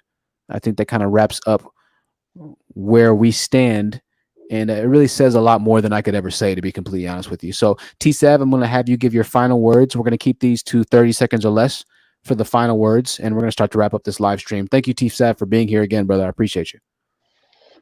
All right, I want to say I have no disagreement in the way you approach things now that I have a more clear understanding, because yes, you are taking on this, you're taking on this war, and it's a real one, because they out here wilding over the internet. And I can come back and say now that I appreciate how you you do your thing, because me, who is on your side, but I go about things differently. I understand that is needed, and I'm glad that there are men who can address things in that manner and are willing to go, that far to push that shit out, to combat that shit. Absolutely. So that's all I gotta say, man. A huge shout out to you, T. Whenever you're available, man, your convenience, you're always welcome on the panel, brother. And even if you have disagreement, man, it's all good. I appreciate your respectfulness. Really refreshing speaking with you, brother. Safety and blessings to you and the fam, man. All right. Thank you. Yes, sir. T-Sav, ladies and gentlemen. T-Sav in the building. Great conversation we had tonight. Really, really refreshing. A woman who doesn't deserve, or who you don't deserve, who can't see you. Woman, I can't remember your name. The floor is yours. Okay, so I appreciate Tati that came in and basically spoke her heart out regarding the situation, and how she emphasized the destruction of what Kevin Samuels has caused. And Kevin Samuels is a dangerous man. Okay, this man has repeatedly done sound effects, slapping sound effects of indicating that he would actually physically abuse a woman, and along with verbally attacking a woman by their age or size or their looks or what have you. So we really need to reevaluate who we watch. It can't be because of the fact that, oh, he looks like us, or anyone that looks like us, they're there for us. So, people have to be really cognizant regarding that. And the yin and the yang should be a universal concept for all races, especially with us, because it's creating this toxicity amongst black women and black men, because the lack of balance. So if black women and black men learn how to use it and use it effectively, then we wouldn't be talking about divestment. We wouldn't be complaining about all these things about what black men are not doing, which is not holding themselves accountable. So that's just what I wanted to say, and I thank you all. Well, thank you so much for joining. It's always good to have you on the panel. I think this is your first time, actually, so I appreciate you being on the panel, and we'll see you again. It's so good to have you on. Thank you. Kiera, your final words. Kiera, you're always short-winded, so I never have to limit Kiera. She doesn't say much, but when she speaks, she says a lot. I like that, Kiera. The floor is yours. Oh, well, thank you. I guess my final words are, we got to move the goalpost. We have to. We can't stay stagnant. I get that some people want to stay in one place, and that's your business. You do what you want, but I can't. We have children out here. We have other people out here that are behind us that we have to push forward for. And that's what I'm looking towards. I'm not worried about the adults that are already here. I'm worried about the adults that are going to become adults. That's who the people I'm worried about. So. Absolutely. Absolutely, Kira. And a huge shout out to Kira once again, one of the biggest channel contributors. Kira, I really appreciate all of your support on the channel. That means a lot, Kira. Oh, you're welcome. Anytime. Ladies and gentlemen, Kira 1010 in the flesh, the one and only, joining us again. We'll see you soon, Kira. All right, moving on to Dasher 007. Dasher 007, you got 30 seconds for your last words really quickly. Dasher, thank you for the support. Thank you for being here again. The floor is yours. Yeah, just before I start, is it normal that when you give the floor to someone, I don't know if it's my connection, but I can hear correctly people speaking. It's weird. Anyway, yeah. So the thing I want to say is there's a lot of thing I want to say, but I just want to say that there's a teaching of Kevin Samuel and Marion Gaines. I don't know if you hear about that, but they teach that men, we are by nature we are promiscuous and it's okay for men to sleep around. I don't know if you heard about that, but I think we should speak against this teaching. Sure. It should be exposed. Sure. Yeah, I'll definitely take that into account, Dasher. I appreciate the recommendation. I might go ahead and formulate that into the next live stream. So great. I appreciate Thanks. that. Dasher 007, thank you for being here again, man. We'll see you soon. Dasher 007 in the studio, and he is out, ladies and gentlemen. Moon, the floor is yours, Moon. Thank you so much for being here. Moon's got to find the internet. I'm sorry, I was. No, I know. I already know. I remember. Oh, my bad. Sorry. So I just want to say, Tati, I'm sending you a big hug. And I think as women just kind of realize the situation, especially with the strong negativity on the other side of the internet, I think there's going to be like this shocking awakeness, or I don't know how to say this, like rebirth of like what the heck is going on and like accepting reality. And that can be traumatizing. So it's important to practice self-love and self-sovereignty and just take yourself away from those spaces and really just like learn to love yourself. And Alicia Keys just posted this great practice about just staring at yourself in the mirror. And I just really encourage everybody to go and look at it, even guys. And that's all I have to say. Thank you, Moon, for that. I think that's great practical advice. And following up on what Moon said, Moon, we'll see you next time. Thank you so much. Is that it's nice to take a break from the spaces sometimes, create another YouTube account if you need to. It'll be filled with nothing but either hockey videos, Fortnite videos, or something completely random that you never watch on YouTube, and just surf on that YouTube account for a while. It's good to kind of decompress, because sometimes, even for myself, I have like 9 YouTube channels at this point, because of just by the nature of what we're doing, it's a lot. It's a lot. The amount of emails, the type of people that I talk to on a daily basis, the hate that I get, sometimes myself, and I don't give it. I don't care about. But I'm a pretty strong person emotionally, stronger than most, I would say, and it does get to me sometimes. So I have to decompress, and I think that's great advice from Moon. Decompression is definitely needed, and when you're vibrant and ready to go again, step back into it, and we'll be here waiting for you, no matter what. But we have your support, and we have your back, in reciprocity. I appreciate y'all. Tati, the floor is yours. Tati, the floor is yours. I appreciate you being here, Tati. Yes, so sorry guys. Yeah, I was just getting attacked on Twitter the other day, so I guess it took more of an emotional toll. Like I was telling my dad about it. But I'm sorry. Like I respect you guys. You don't have to apologize at all, Tati. I thank you for all the people in the chat and everyone on the panel. Like thank you for just letting me vent a little bit. But please, let's keep doing this, keep bringing awareness. And I definitely agree with Moon. I do have to decompress sometimes, because I think I'm stronger than I really can be sometimes, and it just takes over me. But yeah, I'm good. I just want us to do better as a Black community. We can do it. Black love still exists. I'm with a Black man. It's wonderful, but I understand why women divest. So, I just want our Black men to do better, and I know that they can. We need more Black strong leaders, just like Bruce Rivers said. So, thank you for having me, guys, and good night.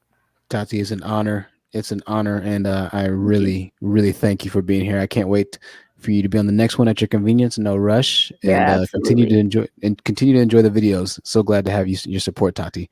Definitely, thank you. Talk to you soon, Tati. The wonderful Tati, the lovely Tati. It was great to have Tati on. It's great to have all of our members on, all of our contributors, all of our community members. You know, we really have a great group of people here. You know, and I love you guys. I love you guys. Alexander, you always wanted to join at the last second, Alexander. Alexander, I'm wrapping it up this time, man. I'm wrapping it up this time. Alexander, you know what, Alexander, next live stream, I'm gonna let you have the floor for a good amount of time. I know you have some final words, but I gotta wrap it up, Alexander. I have something to do really quickly. Really, I just have to eat, Alexander. So forgive me, man. I'm very hungry, man. So I'm sorry. I'm gonna wrap it up. But Jedi Mike, the floor is yours. Okay. Yeah, man. I just say I love you, my brother. I know, dude, man. I appreciate your support and everything and that and your wisdom. I appreciate everybody on the panel and the stream. Like this is a one. This is a one for the books. I mean, I always keep saying every night, not the Discord, which you can also go follow too, honest truth. But yeah, this is one for the books, man. It just like I want to say my purpose is like I stand before you, like I said, we're talking about being imperfect. We as men, we fail consistently. I mean, myself included. And even then, I don't want the things that what I say or what truth say, anything like that. We ain't like the perfect men, like people, the false prophets or anything. As we're talking to the men, we're trying to hold them accountable. We're talking to ourselves as well. Absolutely. Like you have to understand, that's what we're doing, talking to ourselves and talk about humbling ourselves. And I'm saying I love Black people, especially after this stream. I mean, the Black men, the Black women, it's like, dude, there is hope. I'm just saying, just take some work, but we're gonna get there. But yeah, and I just want to say to challenge the YouTuber and stuff like that, man, like making videos and stuff take a long time, but that's why it takes hard work. Man, but yeah, but I appreciate serious, you, man. bro. Like I got like 3 men that I already planned like topics and stuff like the stream help. I thank you for your feedback and stuff to everyone to the chat too. But yeah, man, but it's just time to get to work, man. But I just I love Black people after this stream, man. Really, man. There's Absolutely. hope. Absolutely. Jedi Mike, the one and only Jedi Mike. Everybody make sure that you subscribe to Jedi Mike's channel. I don't have the link right now. Give me 1 second. I'll post it in the comment box if you're watching this on the replay of Jedi Mike's channel. Let me try and find it really quickly. Jedi Mike, put your link in the private chat if you can, man. Yeah, I can do that. Yeah, Thank 1 you, bro. second. Thank you. Organic Black. Organic Black. Organic Black is giving T some shots back. Take as many shots as you want at $20 a pop, right? Yeah, T's defending himself a bit. He's saying, y'all get off of me a little bit. Y'all get off of me. T, as many shots as you like for $20. No, I kid. T, take it all in stride, man. They care about your woman, so that's why they say what they say. They're not saying it at you. They're saying it for her. And if you love your woman, then you should agree with that. All right. Jedi Mike, thank you. Is it in the chat, Jedi? Yeah, Miss Organic Black, she's on it. Like she already got it for me, but thank you. All right. Yeah. Good deal, Jedi. We'll see you soon, brother. All right, fam. The Jedi Black, ladies and gentlemen. The Jedi Black. Jedi is new to YouTube as far as content creation goes. And so it's always fun watching the very beginning and interesting to see how channels morph and metamorphosize and what they grow into. If you see the beginning of my YouTube videos, your floor and your jaw would drop. Your floor wouldn't drop. I guess your jaw would drop. That wouldn't make any sense if your floor dropped, right? I'm hungry, so don't hold it against me. The Queendom. The floor is yours, the Queendom. Your final words. I appreciate you being on. I appreciate you for having me. Thank you for doing this. Honestly, I just want to say thank you to Miss Tati for being vulnerable enough to show us what really the real effects that the types of conversations that are had in the manosphere actually have on the people who can hear them and not just the people who are having them. I'm not even 30 years old yet, and I've been listening to this crap for the better part of my 30s, and for the better part of my 20s, and you know what I'm saying. That's really all I'm getting from the people that I meet. It's kind of like it's taken over pervasively in the culture. And whereas we used to be told not to let the fear of striking out keep us from playing the game, we're letting other people's fears and other people's failures dictate what we decide to do. And with that being said, I do gotta apologize to T. You know what I'm saying? He been with her, and that's a good thing. But ain't nobody gonna sit around and wait 14 years for no daggone paycheck. You wouldn't be doing the job and wait 14 years. So marry that lady now. Make an honest woman out of her.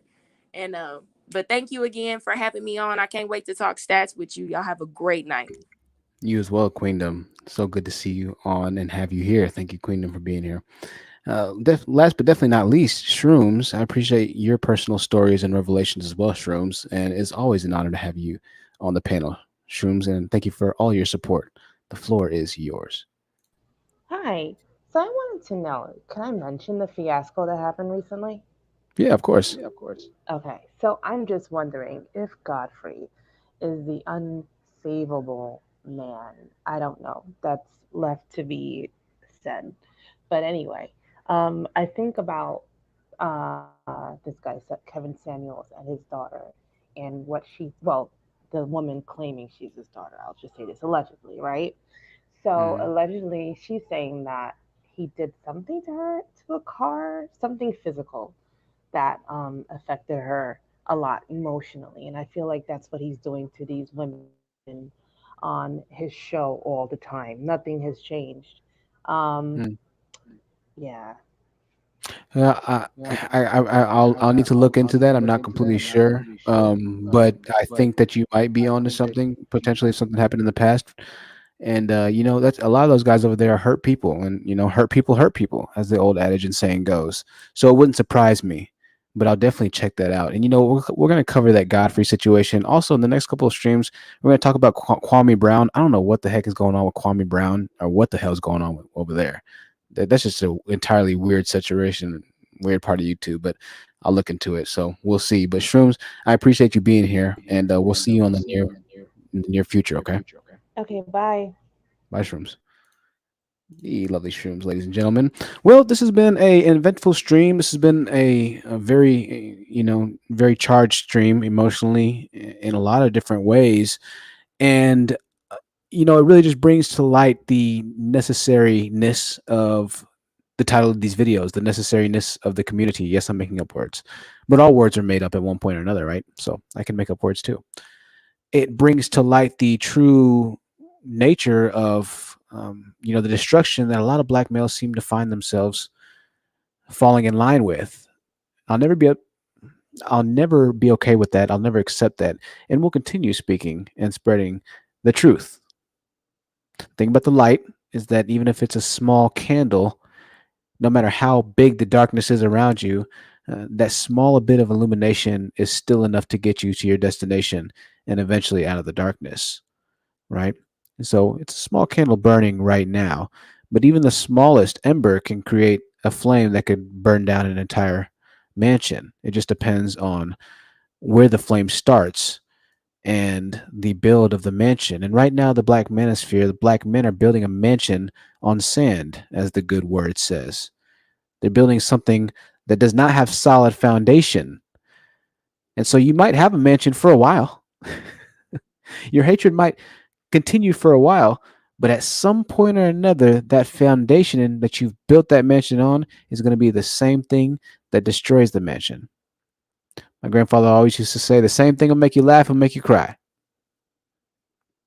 I never really understood what it meant until I understood what it meant, right? Something you can't explain, you just have to know when you know. Having said that, ladies and gentlemen, this is going to conclude our live stream and our broadcast. Thank you to all contributors. Thank you to all donators. Everybody that's watching this on the replay, you can catch the live stream chat as if you're watching it live. Everybody that's a channel member, the next vlog is dropping probably tomorrow. If not tomorrow, then the next day. We will be back live in, I'd say, about 2 days. I'll try and go 2 days, 3 days at the absolute most. Keep your notification bell on, set to all notifications, so you can catch the next one. All of our new viewers, hello. Thank you so much for joining. I'm sorry I've been stumbling and fumbling my words. Sometimes it's like that. To speak for 3 hours continuously, and it's not 3 hours, really. It's about an hour and a half I spoke total, and then y'all spoke for an hour and a half. It's a little tougher, and I'm a little bit hungry. So when I get hungry and it's late at night, I stumble my words. In the future, we might starting at 8 p.m. instead of 9 p.m. Central Time. I try and make it the best for people who are on the East Coast as well as the West Coast. So right now in California, I think it's, 2 or 3 hours behind. That's 3 hours ahead on the East Coast. So I try and find that good medium, but we might start an hour earlier in the future in the near future. All right. But having said that, I really do love you all. The Panda merch is going to be dropping soon. Just waiting for that AdSense check. Sending me a virtual steak from Self Love Heals. Thank you so much. I will consume that virtual steak. Yeah, very good. Delicious. And ladies and gentlemen, I thank y'all all so much for being here. Some of y'all stick with the entire live stream, 3 hours, 4 hours, 5 hours, and that means the world. That means the world. Y'all are the best, Kier. Thank you so much for getting and understanding me. I might sing next live stream. I'll have a song prepared. I've been working on my voice for y'all. I've been working on my voice. In the meantime, ladies and gentlemen, make sure you join the Discord. I see the notifications are going off. I'll be there for a little bit, a couple minutes. Give me about 30 minutes. I'll eat. I'll be in the Discord. And we can continue this conversation. But until then, take care of yourself. Take care of your families. Love yourself. I love you. If you need to reach out to me, thehonesttruthyt@gmail.com. I will be going live on the Perspectives podcast. Let me get the link for y'all really quickly. Let me get the channel name, actually. Hold on. I will be going live on Tuesday night. So we won't be live on Tuesday night. We'll be back live on Wednesday night, okay? Because I am going live on Tuesday night with another YouTube channel. Let me find the name really quickly for y'all. Her name is Permission to Exist. I'll be going live on Permission to Exist YouTube channel. 6:30 to 8:30 Eastern time. 6:30 p.m. to 8:30. Well, Central time, really. It says Eastern time on the invitation, but it's Central time because I don't know what time it's going to be. I'll be live on Tuesday night, 6:30 Central time. We'll say that for now. And y'all can catch me there. It's going to be really cool. It's another YouTuber who agrees with a lot of what we say. And I'll drop the link tomorrow so y'all can kind of subscribe to the channel and turn your notification bell on over there. And we're going to spread the good word. I believe she has, 40 or 50,000 subscribers, but it's not about subscribers. I just want to share love to those who are in our community so we can keep this message going and really get deep rooted in the analytics on YouTube. I'm ranting. I said I was going to go. I need to go. Y'all take care. I love you once again. Talk to me if you need to talk to me. Good night. Shout out to Beijik once again. Shout out to Self Love Heals, IK, JJ, Go Eat, Expectancy, Alex, Bye. I cannot say that word right now. Tiffany Dish, Lynn Price, Kier, Queen Mercy, Miss Mbasi, Gorgeous, Bismala, Rabani, Organic Black, huge shout out to Laura Garrell and Organic Black, Milo. Where y'all get these names from, yo? Taylor Beauty, huge shout out. Mikel Simone, Ange A, Earthly Goddess, man. So many people in the chat. If I did not say your name, just know I love you. Precious Goye, Golden Glitches, The Queendom, Regular Ahaya, Beth Cole, and Garden of Eden. Regular Ahaya, forgive me for Americanizing that with my ignorance. Jesus. Terrell Savage in the building. Nia X. All right, y'all. I'm out. Talk to y'all soon, okay?